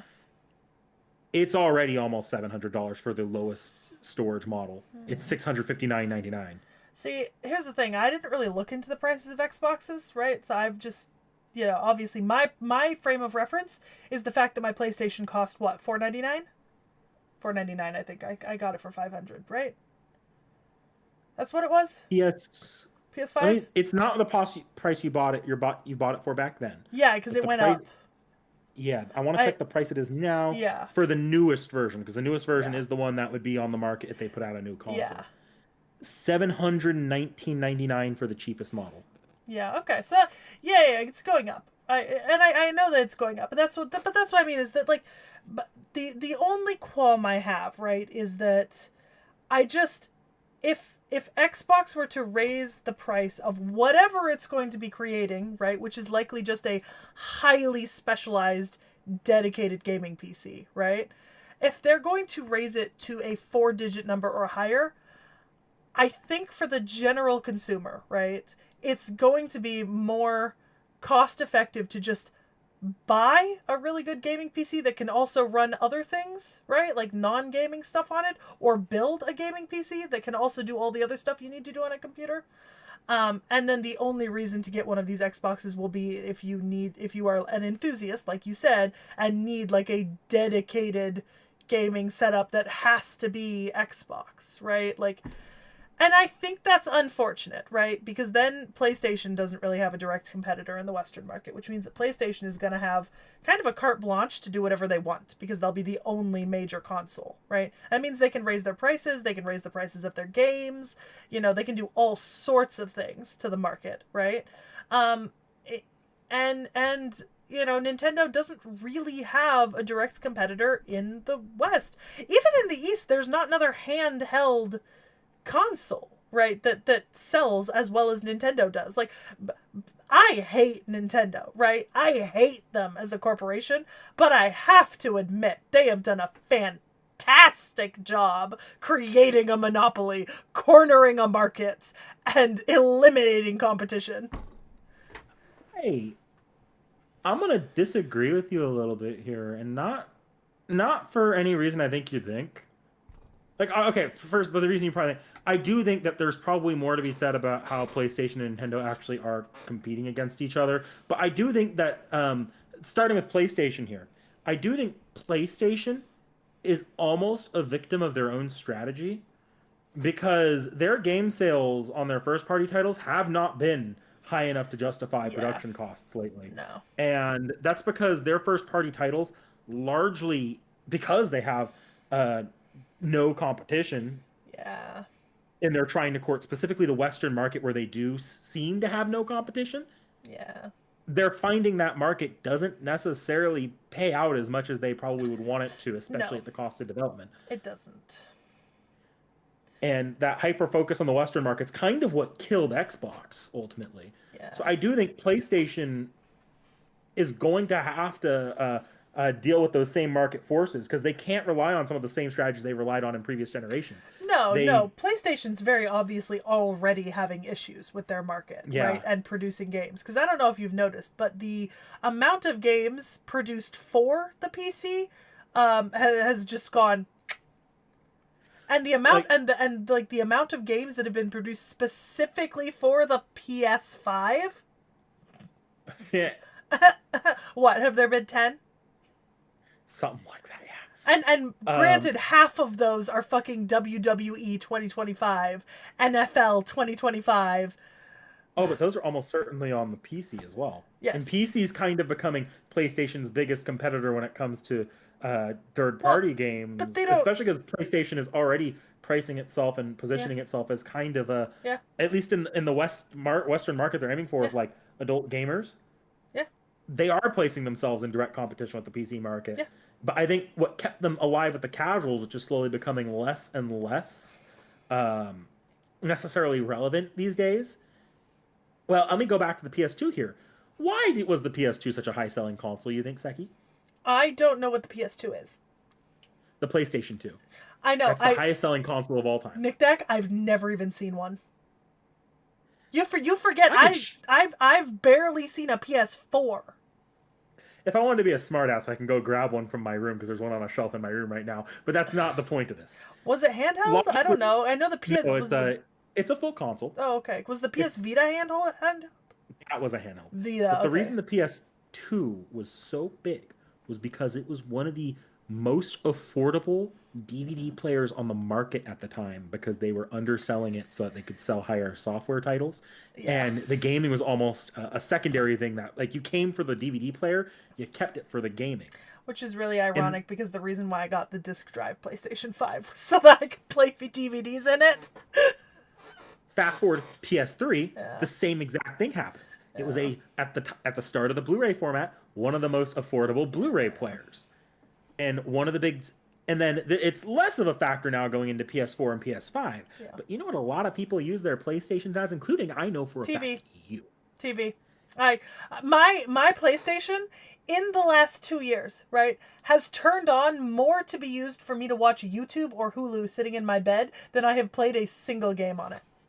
It's a very Yeah. versatile smart TV. Yep. But you know what's starting to be built into the TVs themselves, Smart and that there's a TVs. half a million cheap enough competitors you can easily buy Smart for like TVs. $50 at max. Yep. Yep. So Yeah. it makes me wonder what their strategy will be going into PS6, what the market they'll be aiming for will be, because the casual market of PlayStation has for a long time been the multimedia player aspect of it. Although they did do a good job courting the gaming aspect of it during PS4. I need to show you it at some point. Have I told you the story about why PS4 like trounced Xbox One? No, I don't think so. It's why the gaming market has generally favored PS4 since then, or PlayStation since then. Because Xbox One, when it got announced for way too high of a price for one. But for more importantly, they announced that the console was always going to be online and it would always be checking your games. So what happened was it had licenses on your physical copies of games that would actually prevent you from being able to share it. The backlash caused them to not do it, but this is announced at E3. In the days, there's like a day or two gap between then and the PlayStation one. PlayStation turned around and on the cheap filmed a little trailer showing off PlayStation's greatest feature of the generation. It's just a video of one of, I think, the CEOs handing like the marketing expert a copy of a game, and it's you can let other people borrow your games. And they played that as a direct response to Xbox like a day or two after that was a controversy. Yeah. And Xbox, I don't think ever recovered. Yeah. Really quickly before we continue the discussion into gaming systems, Ort Techno asked what kinds of tea are we drinking? Because a couple of people have come in a little bit later. I've got Genmaicha. It's a green tea with roasted rice in it. It's like a savory tea because I had a really long day. I'm out now, but I had a mint.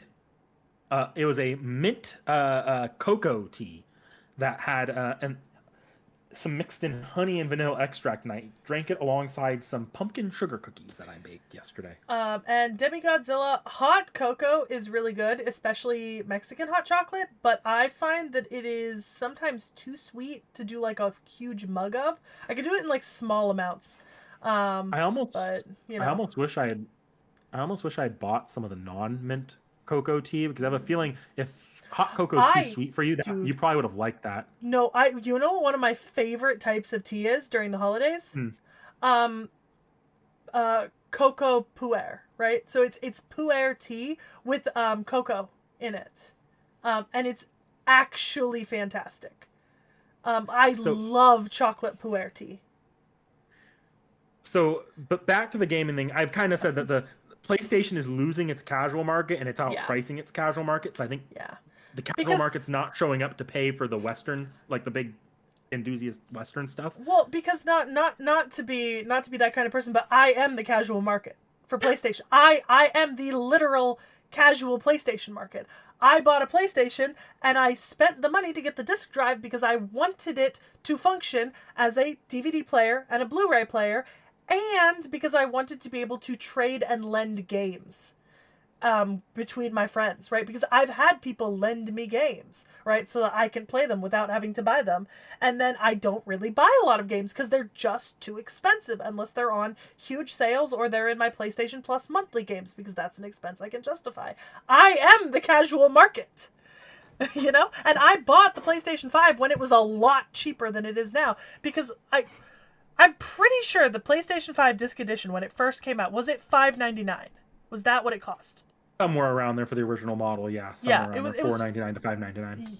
Because I think it was $3.99 and $5.99 for the non-disc and the disc. Yeah, you might be right there. And I got the $5.99, right? And that was like a lot of money to me, right? Like I thought that was like, to be honest, a little too much money, but I was willing to pay it for like a really nice console. And don't get me wrong, it's a really nice console. It's great. It plays games fantastically. It's going on being like, what, 4 years old now, mine? And it's perfection still. You know, but most of what I use it for is watching TV. It's watching TV. Yeah. Like, so yeah, if I shift to Nintendo now, Nintendo does not have that same problem because their casual market they're courting is not the same casual market that Seki sits in. It's the family casual market. In the family casual market, Nintendo is still the safe, largely pretty durable console where you can hand the controllers to a kid and most of the games you can buy for the console aren't going to offend any families. And in the realm of it being a family console, right, that links back to the portability, right? Because a Switch is something you could take on a family road trip. A Switch is something you could take on a family trip across the world. A Switch is something you could take to school. A Switch you can take to meet your friends and play in a park or play at someone else's house. A Switch you can play in any room of your house. My part of the reason why my PlayStation gets virtually no use is because it's in my bedroom. I don't spend a lot of time in my bedroom. And it's because I don't want to keep moving it because it's big and it's heavy and it's awkwardly shaped.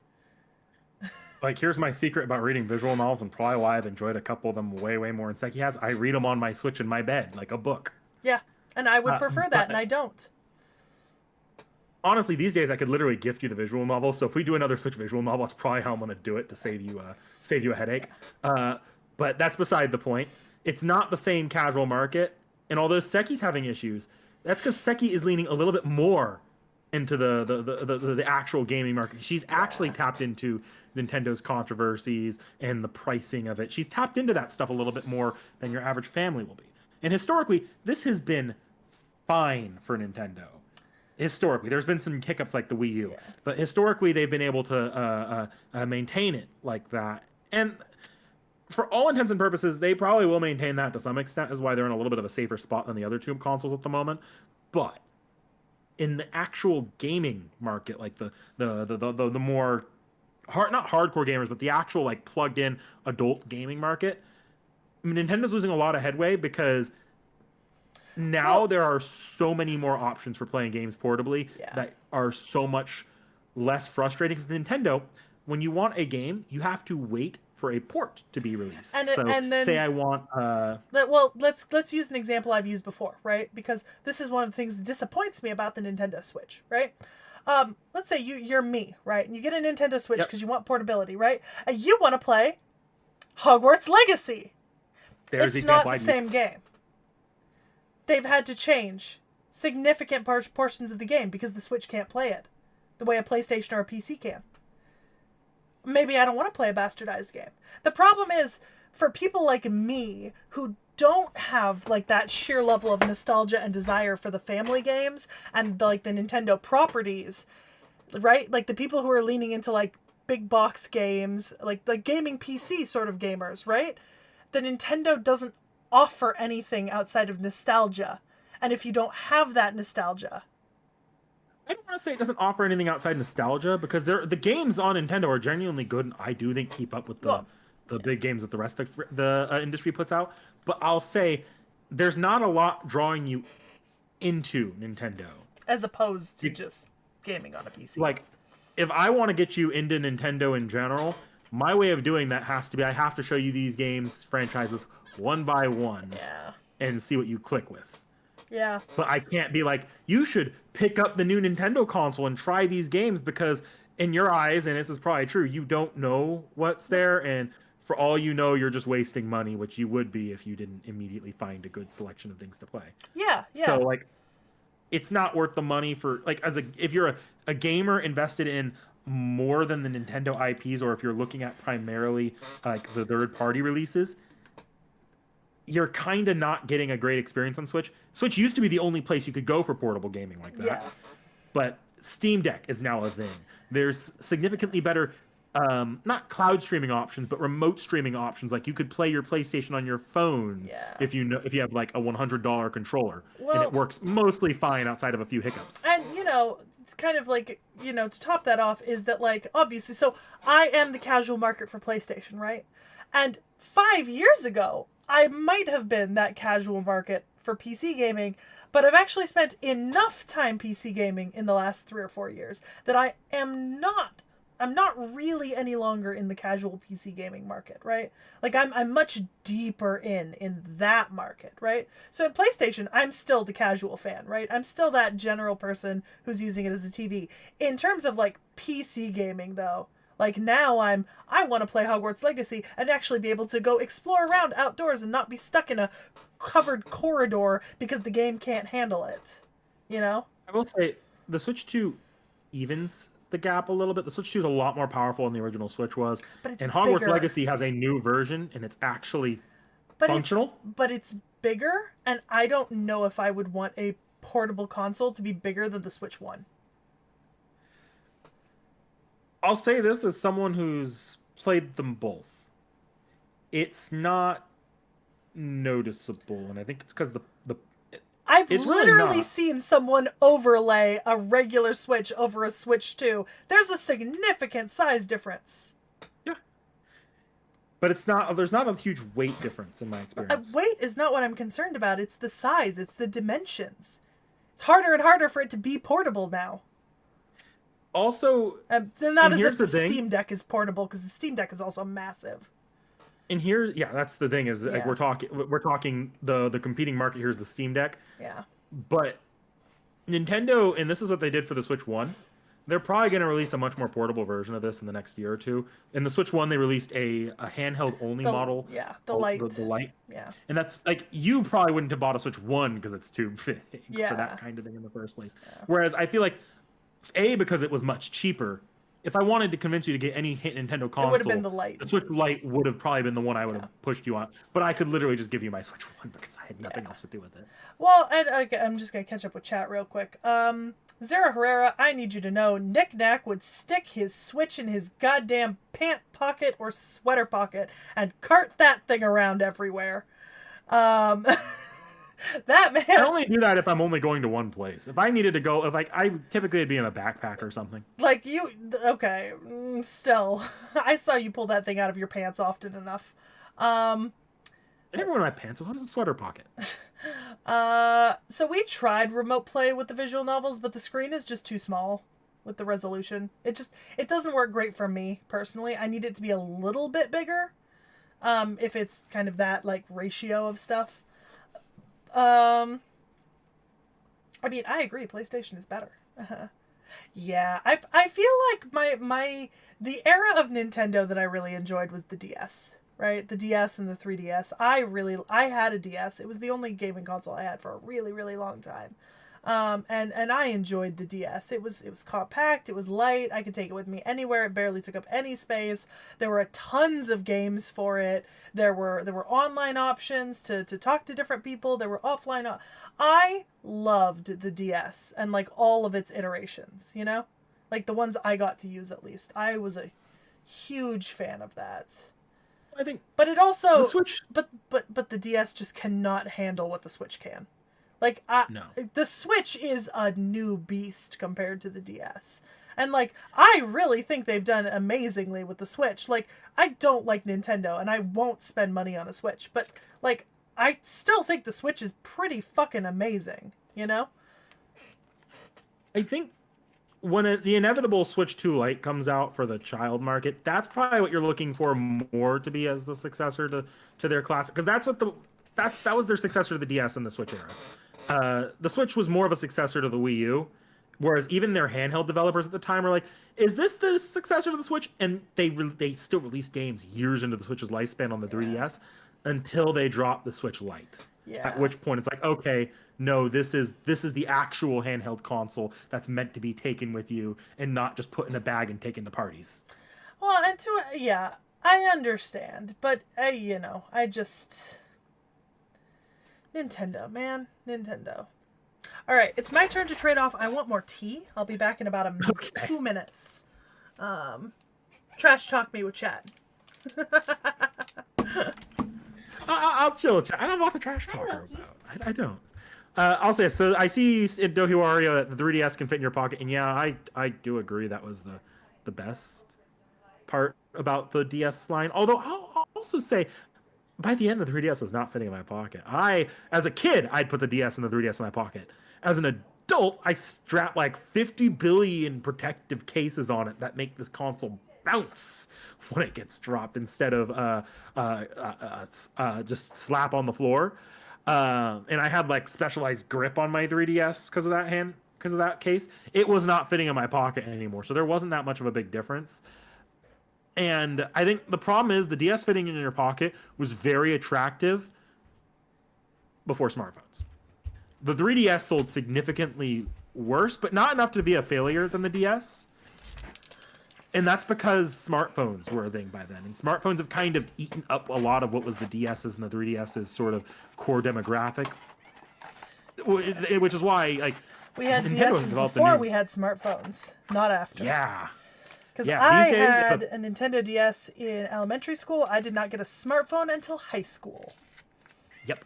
And then I The started DS playing games on my cell phone. There's a reason why Nintendo has not developed the new Nintendogs game in a really long time. It's because that's a game that was going for the smartphone demographic. I loved Nintendogs. You can find very similar types of games on smartphones now. Nintendo has no chance. Have I ever told you my experience with Nintendogs? I think you have, yeah. You can go ahead. No, I had 3 different Nintendogs games because I played that game until my cartridge literally stopped loading twice. So I had Dalmatians, I had Dachshund, and I had, like, Golden Retriever, I think. Because every time the cartridge stopped loading, I would just go buy another one. Yeah, I completely understand the nostalgia and the love for that era of handheld being truly portable and, like, movable around the same way you can move around a phone. Well, it's just that there's not a market for that anymore. Yeah, because like, here's the thing. The Nintendo was fantastic because when I had I got a Nintendo because, so, you know, I think we've mentioned it before. I did competitive figure skating from when I was in, like, 2nd grade to the end of middle school, basically, right? So like almost probably like the better part of a decade, right? And I got a Nintendo DS because I could take it with me. We drove to competitions. I would have to spend, like, you know, like 6-7 hours at the rink, and I was only on the floor on competition days for, like, maybe 30 minutes split up into 3 separate chunks of 10 minutes each. So I had a DS. I could plug it in anywhere, charge it. I could play. The other kids at the rink had them. I could plug it into the car with the car charger on the way home and just sit and play my game for the 3-hour car ride. You know, like, it was fantastic. Fantastic. Let me give a quick, like, Knickknack's 10-year forecast as to what the gaming industry is going to look like in a decade. So obviously Xbox is done. Xbox is not making another console after this one. No. I can see PlayStation trying one more, but I don't think they're going to continue trying because I think the market they're trying to court is kind of dying. Mm-hmm. What I do think is going to happen is you're going to see the gaming industry become a lot more like the smartphone market. You're going to have the PC, which will be your equivalent to your Android operators, a lot more freedom, a lot more innovation because there's a lot more freedom to innovate on individual aspects one at a time. So different devices will specialize in different innovations that will eventually become standard. And then you'll have Nintendo doing what Nintendo already does now, being the Apple of that race. Not necessarily pushing anything ahead, but it's kind of like an Apple rolled into Disney, where you have a lot of IPs and a very closed market that's very safe. And I think that's going to work for both sides of it, but I do think it will result in both PlayStation and Microsoft fully bowing out of the hardware race, becoming the equivalent of like Samsung making Android phones or LG making Android phones.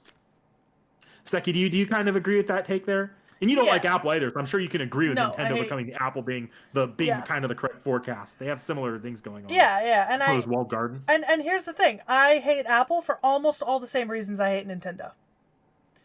I truly do. I have mostly the same complaints between the two corporations and their practices, right? So yeah, no, I get it, and I think I am. In a lot of ways, I have to say that there's one thing I'm incredibly grateful, I think, with the channel and kind of getting pushed to stream more, is that I think if I hadn't really been pushed to stream more on the channel, right, like more games and stuff like that, I think I would have maybe invested more money and time into the PlayStation than I did the PC. And I'm really grateful, like, retrospectively, that I kind of elected to just unintentionally completely pivot towards PC, right, as my main gaming platform, because I fear this would have been rather unfortunate for me to get into consoles you know, and then have them die literally the generation after I bought one for the first time. So tacos, here's the thing that like the Nintendo Apple comparison is it's interesting on a hardware level. On every other level, though, the problem is Nintendo is if Apple owned Disney. Yeah. Because if Apple owned Disney and could lock all of its franchises to its proprietary hardware, that's looking a little bit more like what Nintendo has right now, which is why Yeah. Nintendo has a product actually worth getting, whereas Apple's only worth getting if you're already stuck in that market. Trust me, as an Apple user and someone who still keeps up with Apple's releases, yeah, I'm only here because I can't move my stuff outside and keep it all Yeah. easily. And you know, fun. You wanna know a fun little funky fact about my PlayStation Dohoria? One of the reasons why I hardly ever use it is because the TV screen that I have it hooked up to, for some reason, I think it's something about the power draw between the screen and my PlayStation. But if I turn my TV on as a smart TV, it works perfectly. But if I turn my PlayStation on, I can't adjust the volume on my TV. It's stuck at 20, which is too loud in the evening and too quiet during the day. Um which means that like even when I want to turn the TV on, the PlayStation on to use it as a TV, I often just because it's a smart TV that I'm plugging it into, I often just use the smart TV function. You know what might be the problem, and I'm only thinking about it now. What? I wonder if because your PlayStation was for the longest time hooked up to a computer monitor, if it's looking for the audio output and the TV output separately. If you go into the settings, you might be able to adjust it so the audio is directly feeding through the TV and not trying to look for a separate speaker that it's also in the TV. No, it's currently feeding through the TV properly. I've checked, believe me. It just, yeah, it's no, it's definitely a TV issue, talk, because it's something. I think it's something about the way that the power is drawing into the TV is drawing power.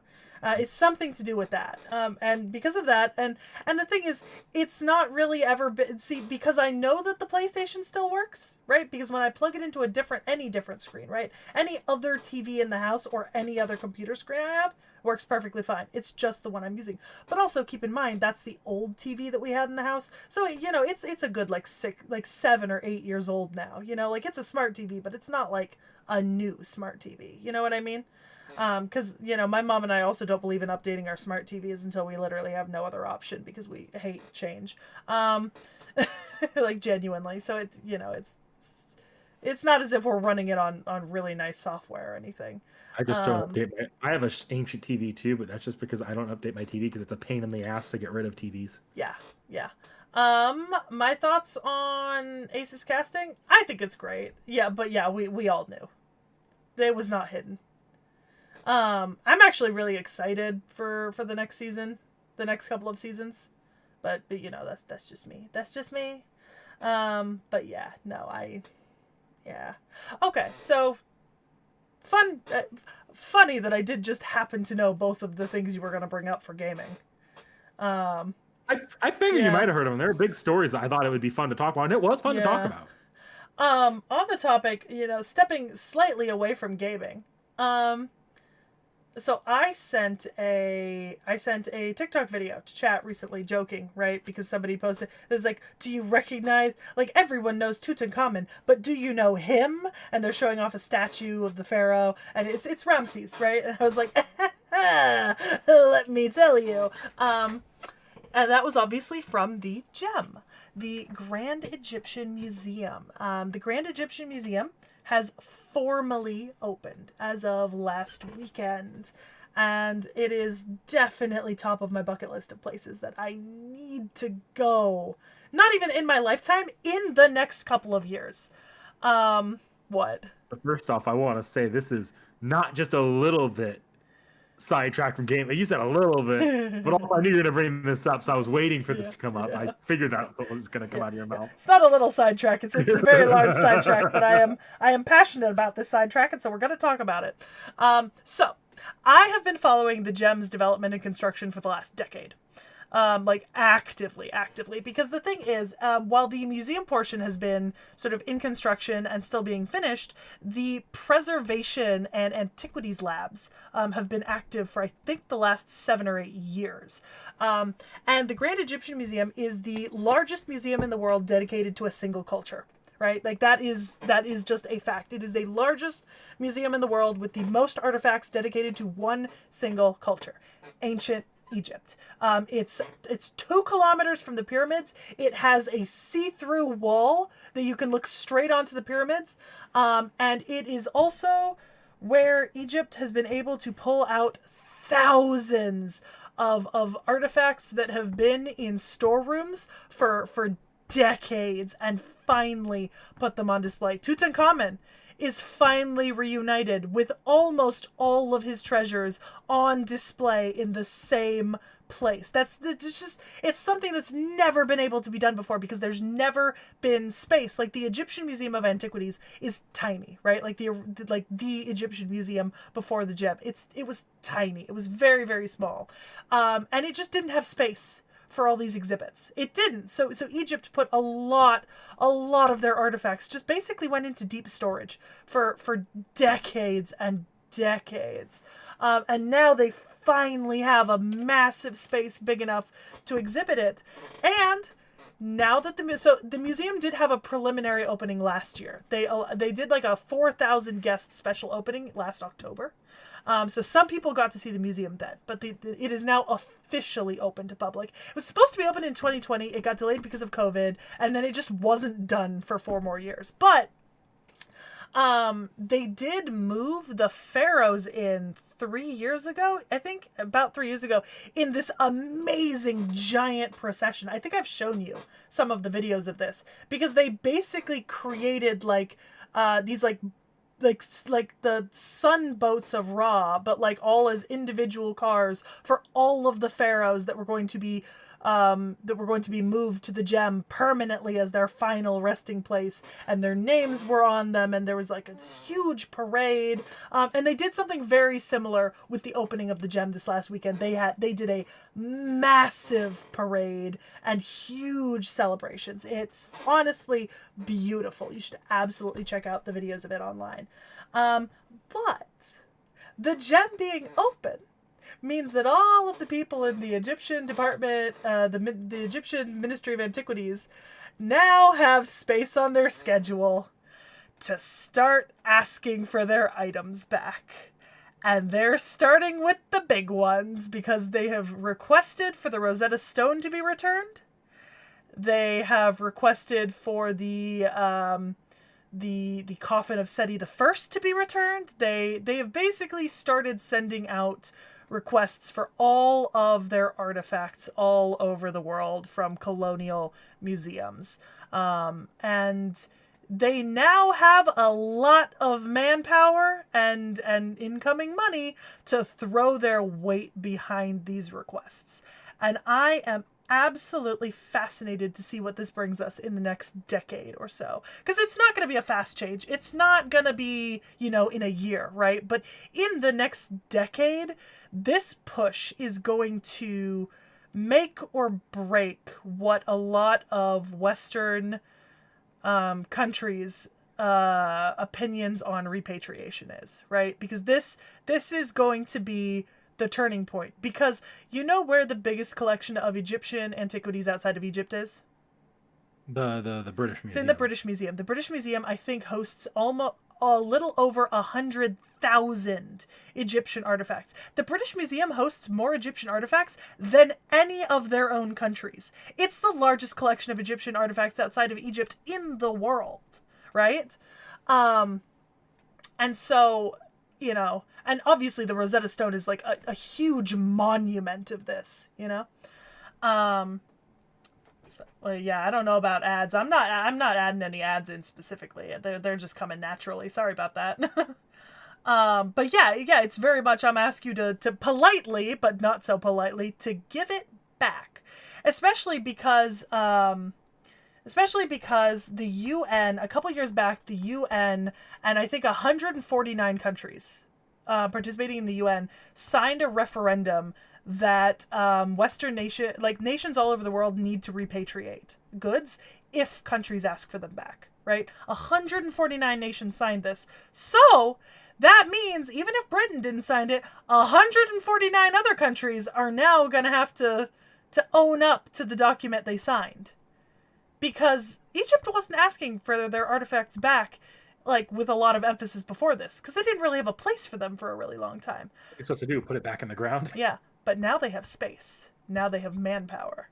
Now they have a huge tourist attraction that's going to bring in a lot of money, and it'll bring in more money the more items they have, and they want that back. Because looting, like modern looting and artifacts housed in other countries, contributes to an estimated $3 billion in revenue loss for Egypt yearly. Right?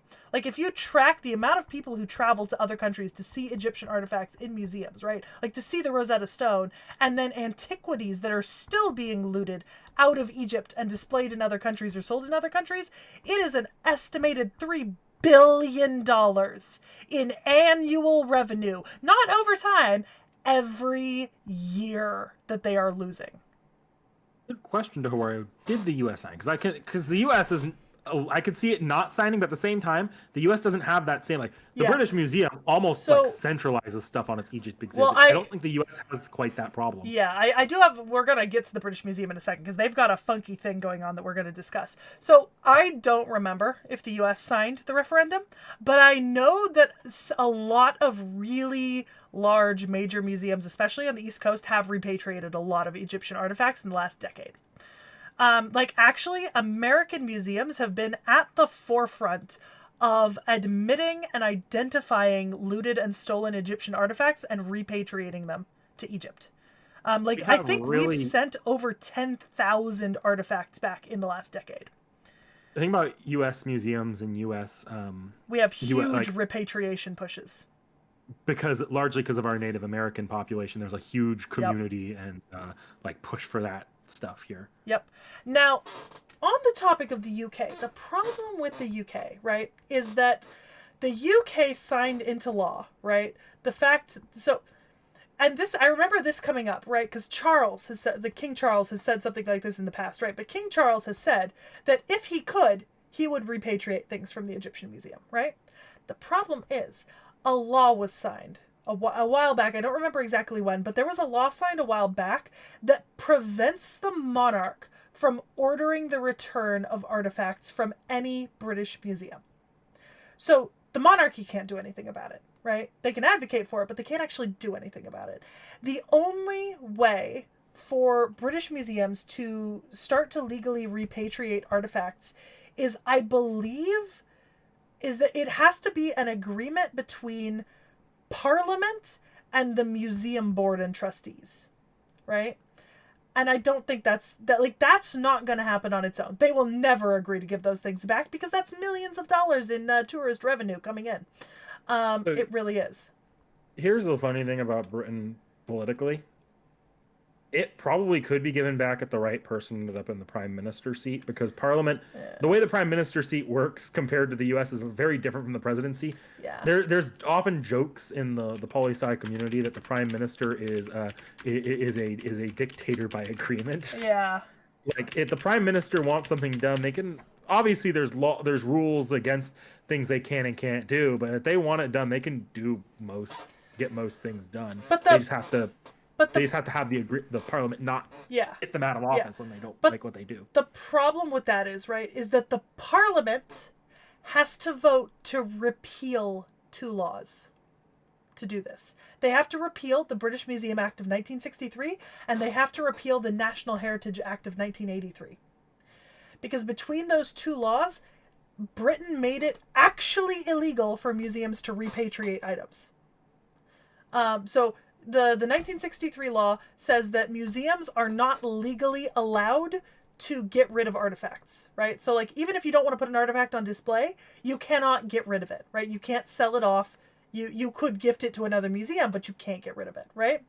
And then the 1983 law is a mandate that states that museums have to keep all items that are of public interest, right? So Parliament and the prime minister would have to repeal 2 entire laws, So old laws, established laws that benefit the board of trustees and the people who run the museums.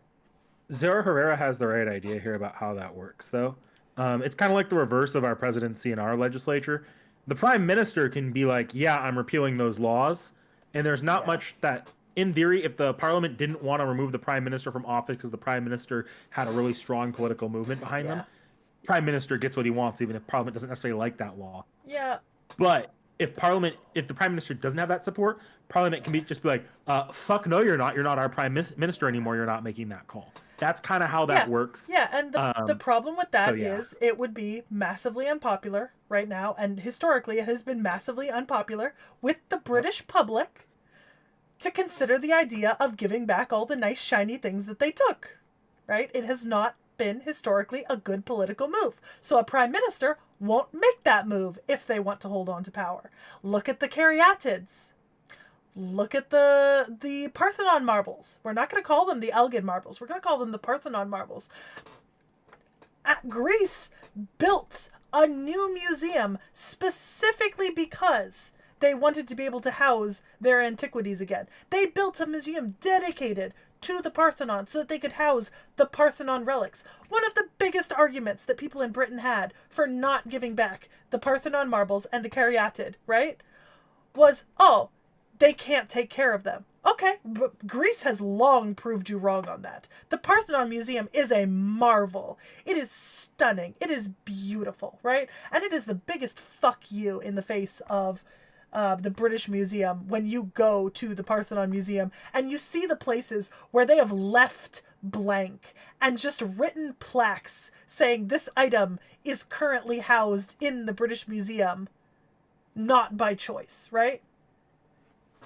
But but what I think is going to happen, right, is that the next 10 years are going to be really pivotal in each nation in Europe determining internally how they're going to handle repatriation, right? Because here's the thing, some other place, like here's the thing, there's another museum in Britain. There's another museum that's already committed to giving back a bunch of Egyptian artifacts and a bunch of Sudanese artifacts to the Sudan, right? So it's not impossible for private museums to do it, right? Like smaller museums. But, you know. I think on the political side, because this is the only part I can really contribute here, because I'm not that knowledgeable on the inner country repatriation parts of it. But on the political side of it, the bigger deal for the prime minister is going to be for, if the prime minister has a personal desire to do this, for it to not be the straw that breaks the camel's back to get him removed. Yeah. So even if it's not popular with the British public, if he's popular for another reason and part of a much bigger movement that they can't take him out because of that, and it doesn't hurt his popularity enough to want to risk taking him out, that's like the smoothest possible path to a repatriation. Well, and I think the thing I'm really interested in, right, is that, like I said, in the next 10 years, we're going to see, there's going to be a turning point, right? And I don't mean that there's going to be a turning point in that everyone's going to decide to repatriate artifacts, right? I mean that this is going to be the decade where countries are really going to have to square up and decide, are you going to fight, right? To keep hold of the imperialistic colonial heritage, right, that's held in your museums, or are you gonna give it back to the people who ask for it, right? Because the thing is, nobody is asking for places like the British Museum to just ship back all their artifacts, right? What people are asking for is for them to return the artifacts that people request, right? Like countries that send in like formal requests to have certain artifacts returned, right? Because I don't think Egypt has a plan at this moment of demanding the return of all 100,000 artifacts that are housed in the British Museum, right? So I'm very interested to see how each country all over the world falls, and on which side of this line they're going to stand. Who's going to quietly capitulate? Who's going to put up a fuss like Britain did about the caryatid, about the Parthenon marbles? It's going to be very interesting for archaeology and museums studies, right? If it comes down to public pressure, I'm not sure how they'll go. If it comes down to like a personal project or a personal passion of a prime minister, I think Mm-hmm. repatriation could at least be pushed forward. If it comes down to public pressure, though, I'm not sure where that's going to fall because you've said yourself it's not popular in the Yeah, British public, it's not. and Yeah, unfortunately, something like this would require acknowledgement of those kinds of imperialistic activities, and we've yeah, seen in other nations, even in the modern day, pretty well yep, removed from that context. It's hard for nations to do that. Look at Japan and its atrocities it committed in World War II. They're still very both public and politically very wary of acknowledging that at all, which is yeah. wrong, but it's not easy for nations to do that, especially ones with large cultural histories, like Yeah. say Britain. But So that's yeah. Yeah, no, that's exactly it. And that's why I say it's going to be a turning point I think this next decade. Britain doing Britain specifically doing repatriation, I actually feel like it's going to come down to someone like a King Charles who Yeah. would want to repatriate happening to Yeah. come to power on the back of something else But because I don't think it's going to be a winning issue for him yeah. like as his primary political campaign. But France, Italy, Spain, Portugal, um all over all other places around the world that are hosting artifacts that have been attained in some other way.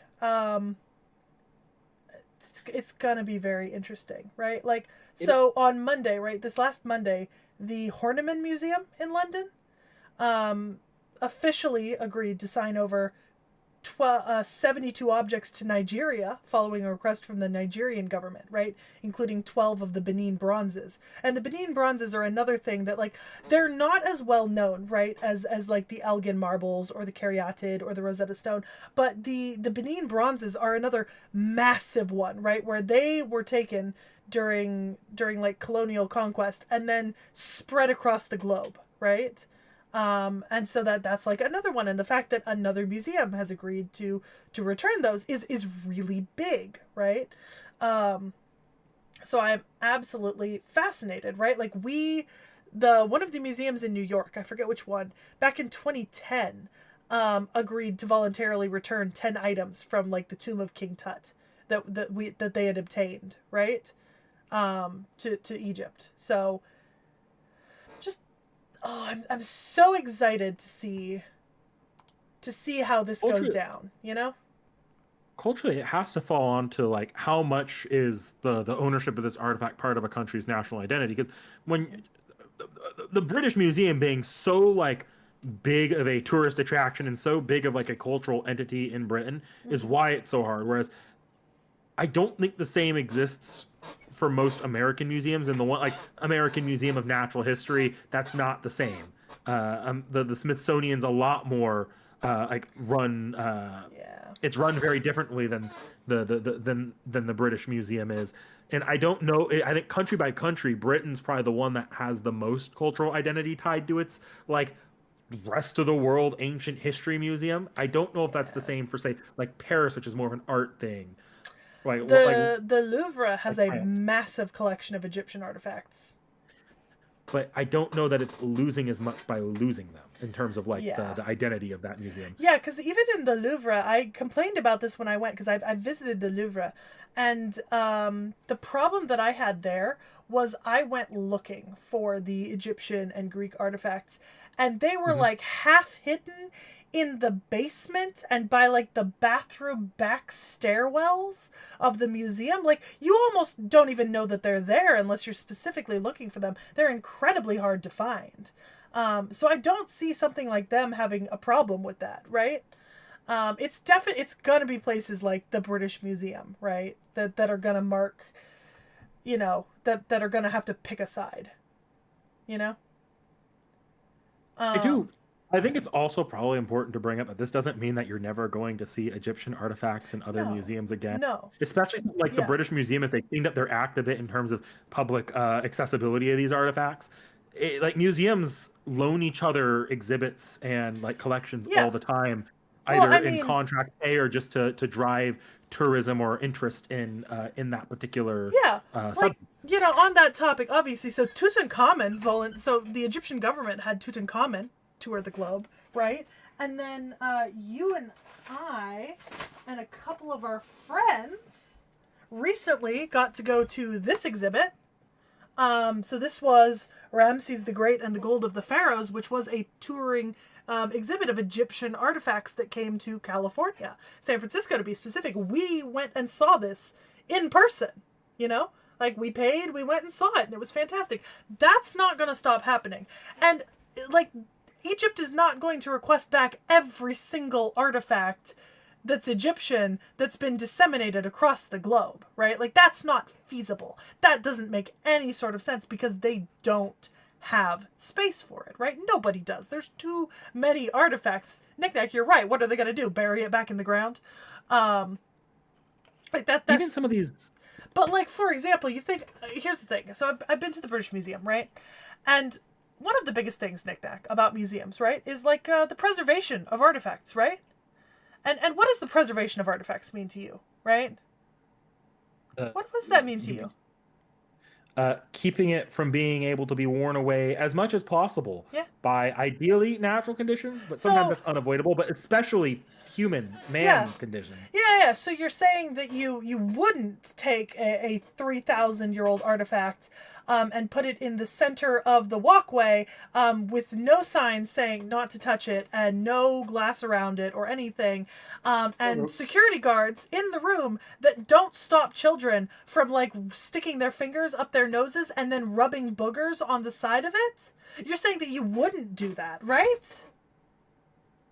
I mean, I'd expect that much, especially because if you go to any art museum in probably that same, like, owned by the same company or the same like government body, and you went there, they probably have all those art exhibits roped off as much as possible, especially in wake of vandalism of them recently. Yeah. So, fun fact: that exact scenario I described to you is what I saw happening to an Egyptian coffin in the British Museum when I visited.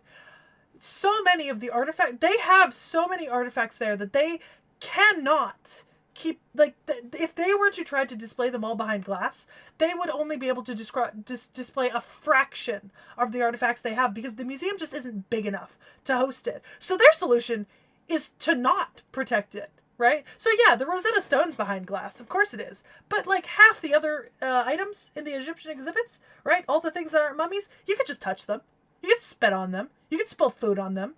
Your kid could stick his little oily, snotty hands on them. You know what's really, really bad for 3,000-year-old stone? Human body oil, Knick-knack. Human body oil. Is that respectful? Is that when I said that the British culture? Museum needed to clean up its act a bit, that's what I meant the most. Yeah. But I do think, even when we're talking those bigger exhibits, and I'm sure this is, like, the kind of negotiations that would have to happen behind the scenes, it's not even necessarily a matter of they need to all be returned to Egypt physically, so long as Egypt's ownerships acknowledge them and Egypt is being compensated and guaranteed some level of protection of these artifacts. I'm sure they could keep some of those, like, not all of them ideally, but some of the bigger exhibits that they need to drive tourism. They just have to actually, give a fuck about it and pay for what they're keeping. Yeah. The same way every other museum would have to have an exhibit on loan. Yeah.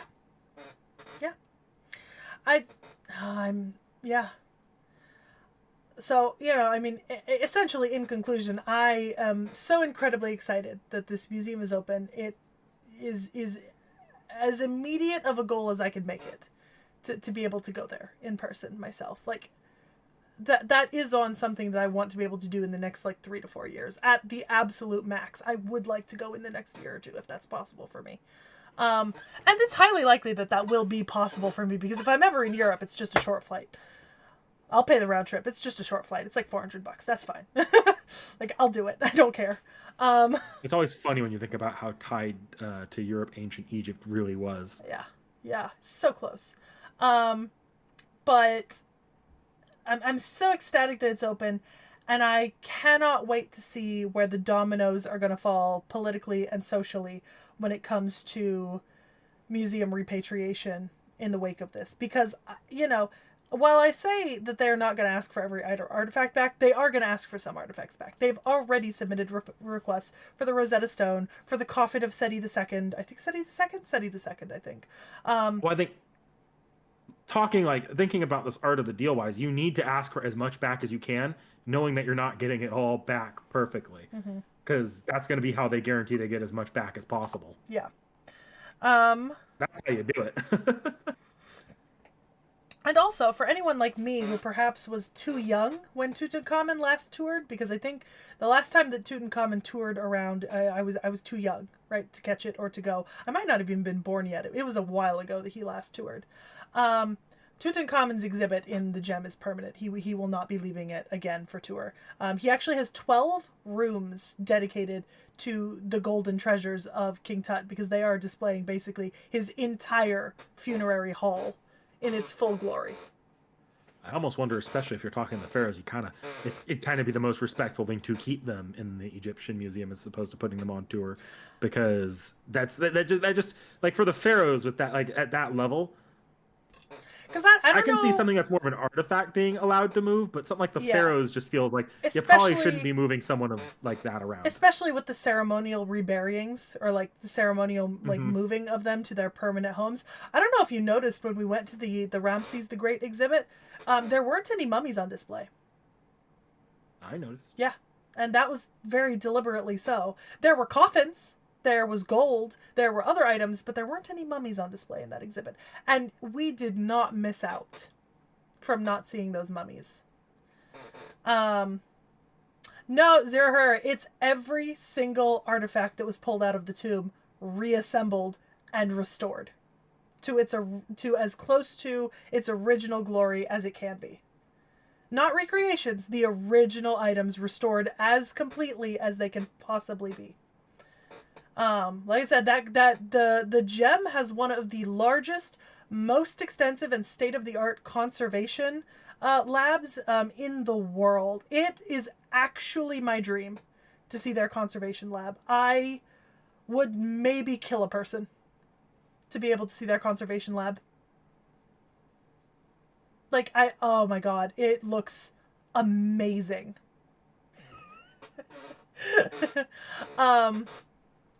So and there's an ad. Yeah, so there's an ad.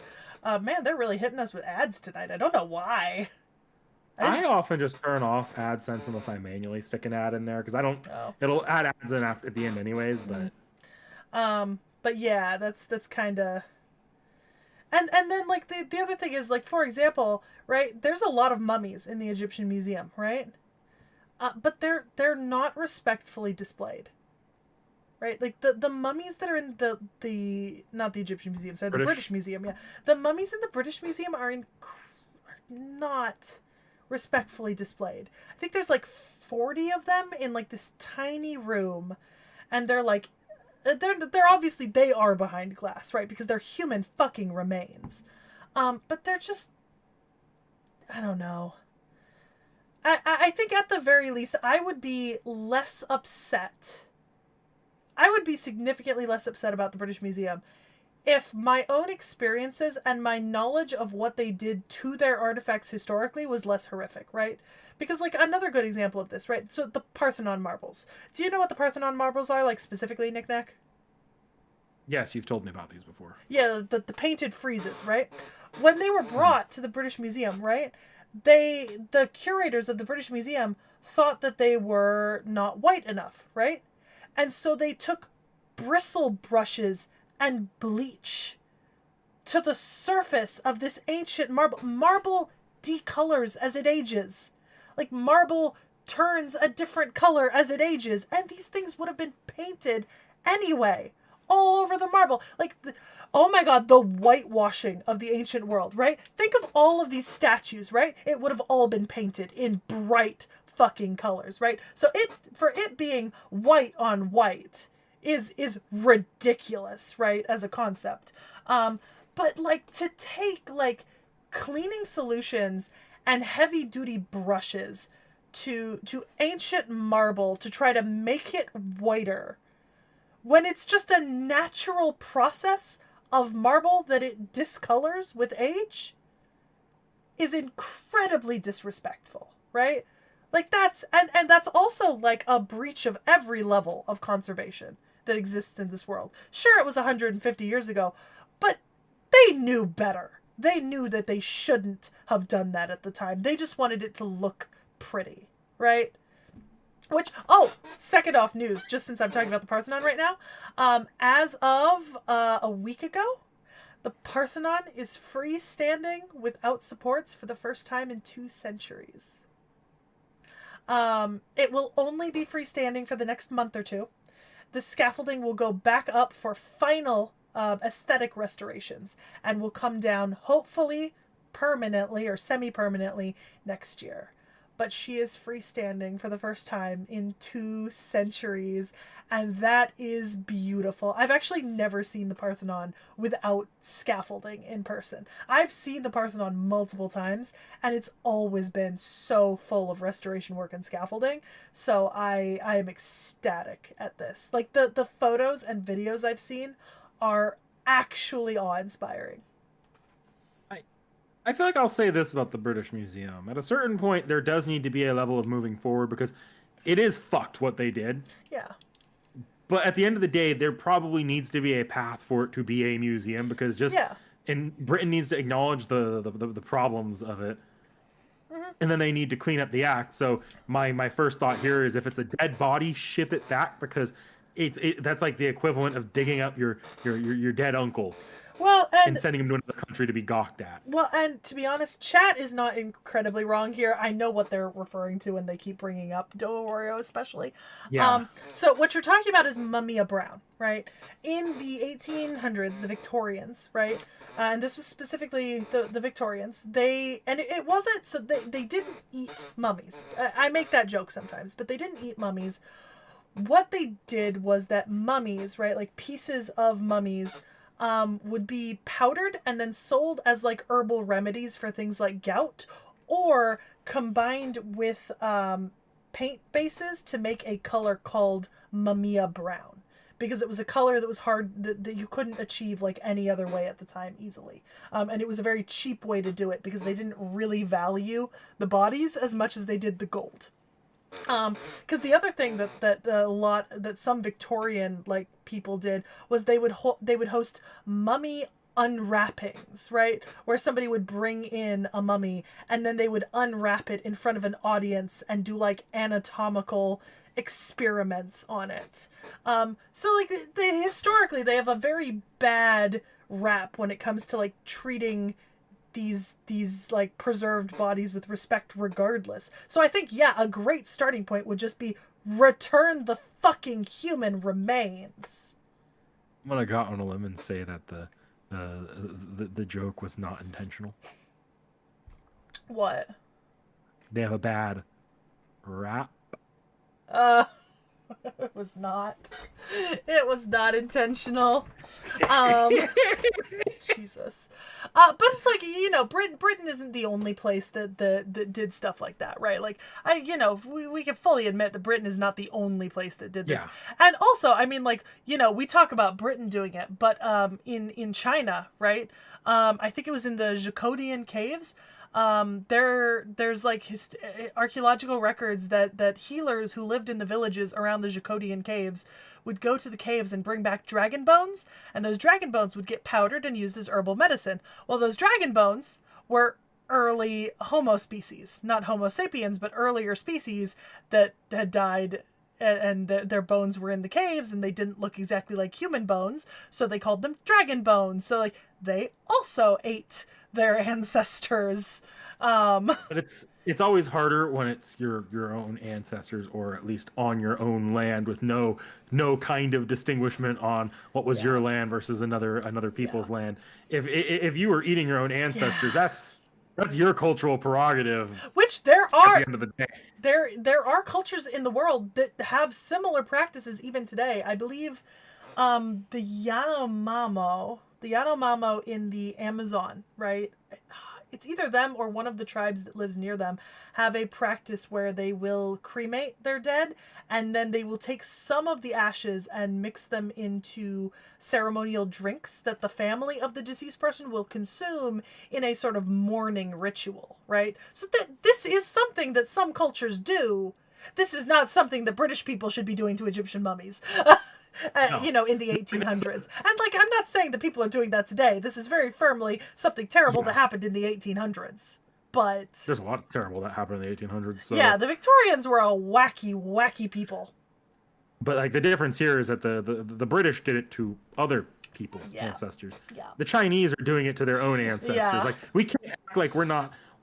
We can't act like we're the most respectful of the dead and trying to preserve their life, because, like, how many people get banned a year trying to take their cremated remains to Disneyland and scattering their ashes on the Haunted Mansion just for it to be put into a vacuum? Let's not act like that's any less wasteful than eating your own ancestors' remains in terms of, like, archaeological, like, preservation. Yeah. No, that's 100% it. But yeah, I'm so excited.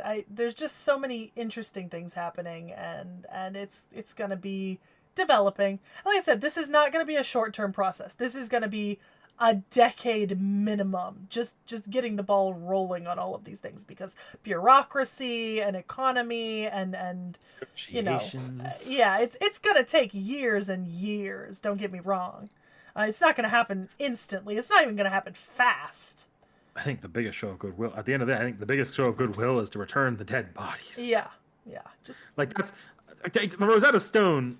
I do think Egypt should probably own that again, but I can see a world in which that's owned by Egypt, loaned to the British Museum if they clean up their act. I can't see a world where they keep the dead bodies that they disrespected for so long. And for once, oh God, my other alarm. Hold on.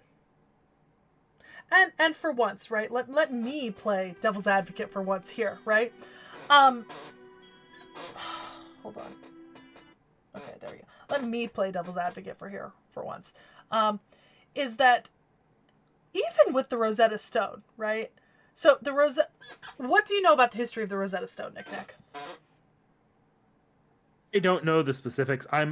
If I'm not wrong, like it was the key to decoding, something like it was the key to decoding. No. I mean right? the actual history of the stela, like the stone. Oh, I don't know much about the Rosetta Stone. Okay, so the Rosetta Stone it's just a normal royal edict, right? It's not even ancient Egyptian technically. It's Ptolemaic era, right? It's a Ptolemaic era edict, right? And the way that this worked in the Ptolemaic period was they would put up these stela, right? Like these stone like monuments, and it would say like something on it, right? Like a law or something, and it'd be like, in the name of this pharaoh, blah blah blah, he who is this, blah blah blah, we command, like yada yada yada. And because they were living in a period where, you know, the ruling family was, you know, Greek, right? Like Macedonian Greek, but they wanted to channel the Egyptianness, so they put it in hieroglyphics at the top, Coptic in the middle, Demotic at the bottom, right? Like Greek at the bottom, right? So you could read it in 3 translations. Now, the Rosetta Stone is one of 26 copies of the same stone, right? There are 26 of these. The Rosetta Stone itself is only special. And this is where I start playing devil's advocate. The Rosetta Stone is only more special than the other 26 or so edicts, right? Because of its history with the translation of hieroglyphics, right? And the history of hieroglyphic translation is French and British. It was Champollion? Yeah, Champollion. And his British competitor, right? It was him racing against the clock with the British, right? The British had a translation, but it wasn't 100% accurate, and then he managed to improve upon it, and he got sort of the final say. So, to a certain extent, yes, the Rosetta Stone is arguably an incredibly pivotal part of European history and the history of Egyptology and Egyptomania in Europe. Don't get me wrong. Like, as far as Egyptian history goes, it's like not like it wouldn't even be a footnote. Yeah, but it's a symbol of Egypt is the problem, right? Like the Rosetta Stone has become a symbol of It's a symbolic. Egypt, you know? It's a symbolic demand more than anything to get that back. Where like Egypt asking for it back is more a show of Egypt. Like, look, these are the size of my balls right now. We're coming to the negotiating table here. Yeah. Yeah.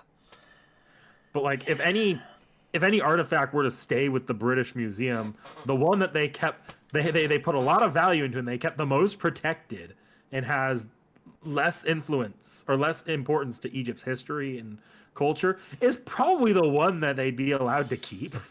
Yeah. Like, I mean, just to play the devil's advocate here, you know, I mean, Yeah. arguably, at least there's like 200 years of history, you know. That said, it's like, It's a are they symbol.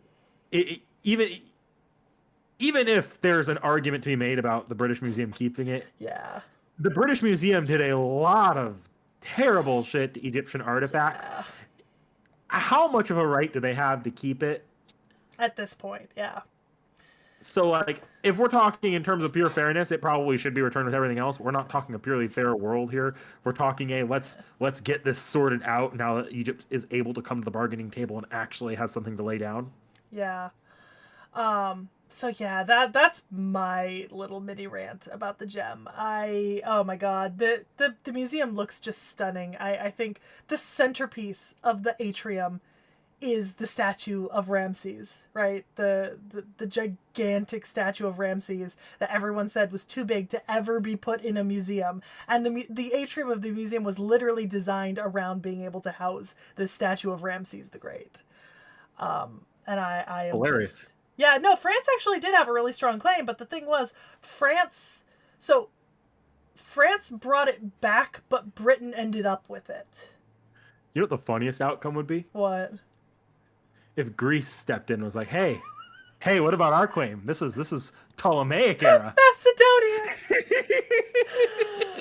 Yeah, tacos. The thing is, whenever we get to the episode on Ptolemy, it's gonna, like, y'all prepare because oh my god, the absolute fucking, like, the absolute hula hoop that is the Ptolemaic family tree, first of all. And then, oh my god, what the Ptolemaic dynasty did to and in Egypt, and what Egypt turned them into. Because let's not forget, Egypt is somewhat unique in all ancient cultures around the world, in that multiple different dynasties from different places, right? Like non-Egyptian dynasties at different points have come in and ruled Egypt. And rather than trying to impose their own culture upon Egypt, Egypt has always assimilated those dynasties into being Egyptian, right? Demonstratively, which is hilariously... Okay, I'm okay. No, we'll get into that when we do the Ptolemy episode. Fun fact, though, they did build a new Library of Alexandria. Have I told you about the new Library of Alexandria that Egypt built? Yeah, the Alexandria... There is actually a new Library of Alexandria. It's one of the largest collections of books in like available for public viewing in the world, and it's amazing because they built it as one of those libraries that's like actually functional for the modern public, right? Yeah, but there's not a lot of things on this channel I'm more excited for than the Ptolemy reaction, because I know you're gonna find a lot of that shit really cool, and B, you being able to read the Ptolemy event. Like, well, I'm gonna give that to you as an off the shelf pretty much as soon as I can. Probably after you get done with Olympus, I'd say. And you're gonna read that event, and I need you to read that event. Dude, I wanted to read that event. I would have played that event if I had been able to. This is not my fault. I'm so mad you couldn't play it too, because I'm gameplay-wise, also it was a very so interesting mad. event and fairly accessible, where you didn't have to do 50 billion levels of grinding. I'm also so mad that I could not play that event. However, back on the topic of video games, but also mixing in history, Anno 117 is coming out next week. Nice. And remember, I have the pre-order out on the Governor's Edition, which means I'm getting the buildable Coliseum. And so it comes out on the 14th. I have my pre-order through Target. And, like, in theory, I want them to deliver it on the 14th. I don't know if they will. I have a feeling it's going to arrive on, like, the 16th or the 17th or something, which means I'm not actually going to get to play it release day, which is very disappointing. We're on the topic of our fun pre-orders. I pre-ordered the, and this is far out of Seki's wheelhouse. I pre-ordered the Nintendo Switch 2 version, is getting a like collection of the modern Resident Evil games. I've never played a Resident Evil game. I just think it looks cool. The collection is cool looking, and I got it physically, even though the key cards suck. But the collection is cool looking with a cool box for it. So I don't even know if I'm gonna keep it. I just want that because my brother's a horror fan. So if I even sense an interest in that franchise with him when that arrives, that's gonna become a Christmas or a birthday present. But it's still really cool. That's valid. I'm also waiting with bated breath for the early access release of Whiskerwood. I know you've heard me talk about Whiskerwood already, yes. Right? Because the demo's been out and I've been playing the demo. But Whiskerwood comes out tomorrow, the 6th. And here's the thing, I would have spent so much money on Whiskerwood if they had made it I admire them so much for making this, like, giving us a demo and then making it an early access, like, open release where they're going to be continuously working on the game while we get to play it. Because the way I would have dropped like $40 or $50 on this indie game if they had put a price on it, right? As a pre-order. What I'm hearing is there's a surprise stream tomorrow morning where you'll be playing Whiskerwood for 3 hours.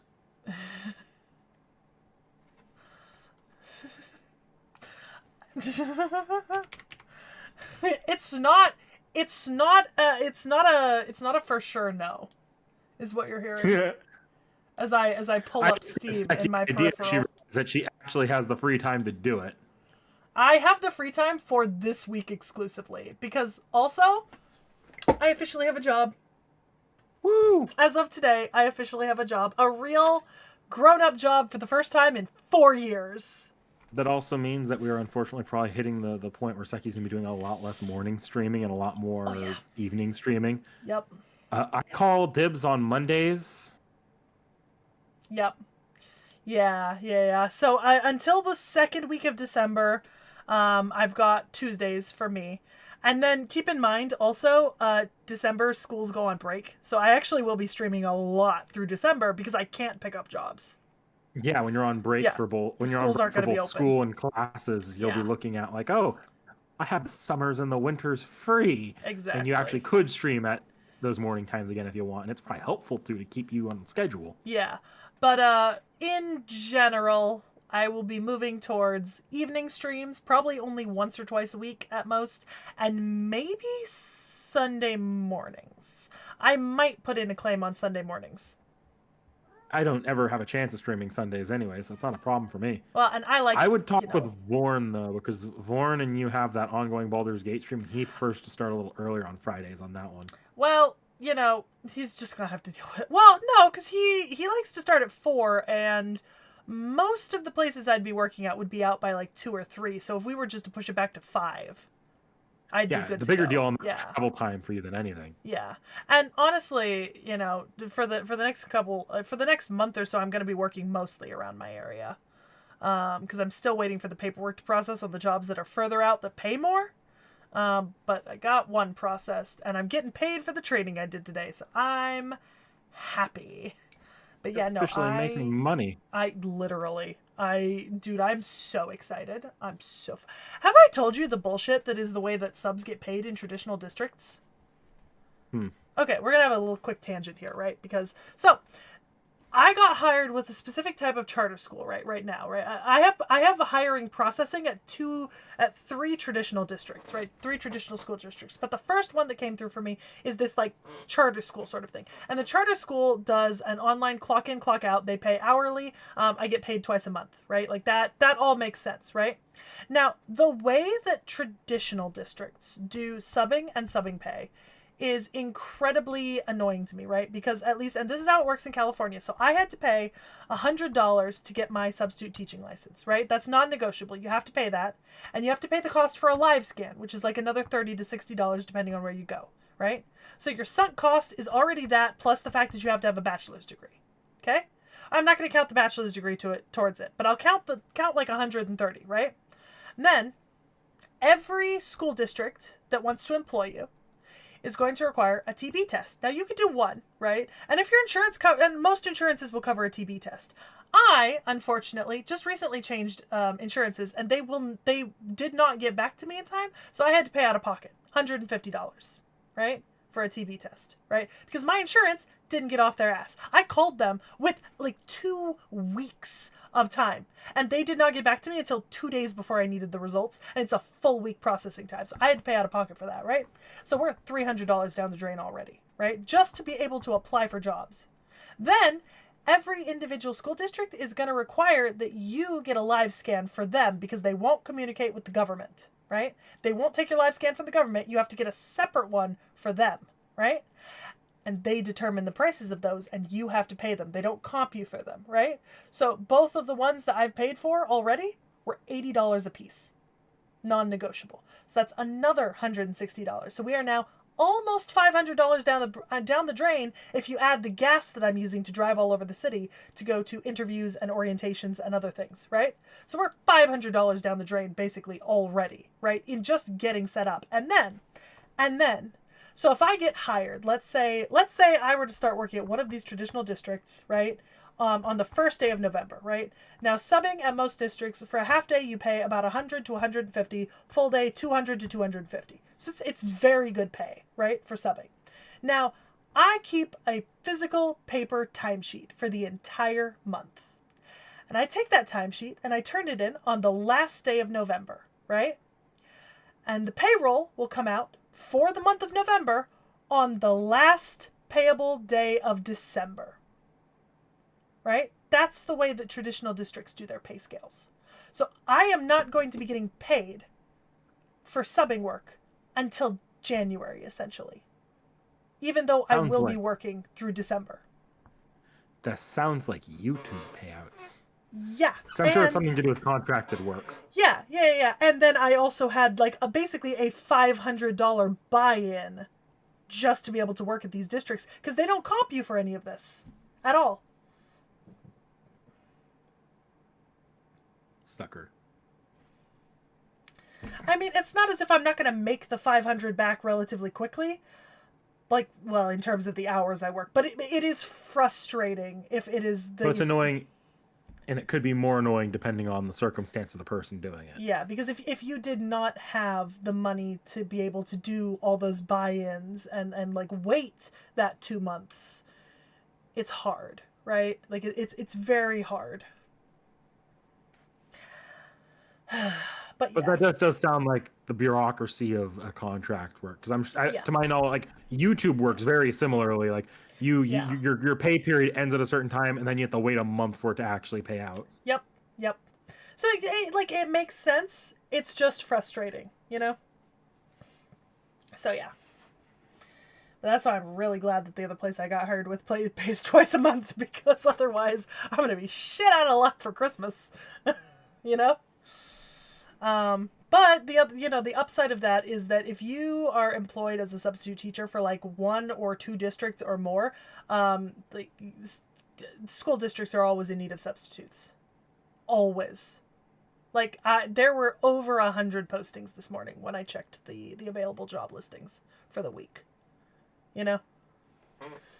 It's like, I think I've covered everything I wanted to cover today. I think you've covered the stuff you wanted to cover today. I do kind of need to talk to you after the streams. We have a Saturday stream we need to briefly plan. Yeah, that's fair. So I think we probably need to get going a little bit. Do you agree? Yeah, I think that's fair. I've gotten my rants out of my system.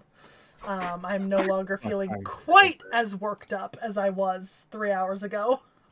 All I know is I'm probably under the influence of something. I don't know what was in that tea, because I know it was in that tea. There's 2 possibilities here. It was either that tea was caffeinated, which is a very real possibility. Was it black tea? The probable one.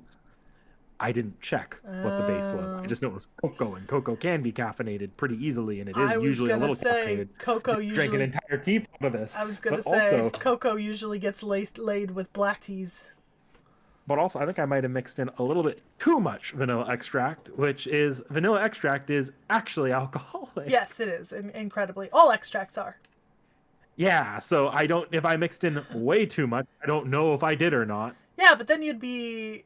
Yeah, but then the alcohol would be giving you a down, but the caffeine would be giving you an up. So you should just equalize. Ideally. That's not what Ideally. happens. But yeah, okay. Well, you're right. With that being said, I think that's all for now. And we'll for sure see you Saturday. I'm not gonna say no to potentially being live on Whiskerwood tomorrow, but I don't know if I will be because I don't know when exactly the game's going to release.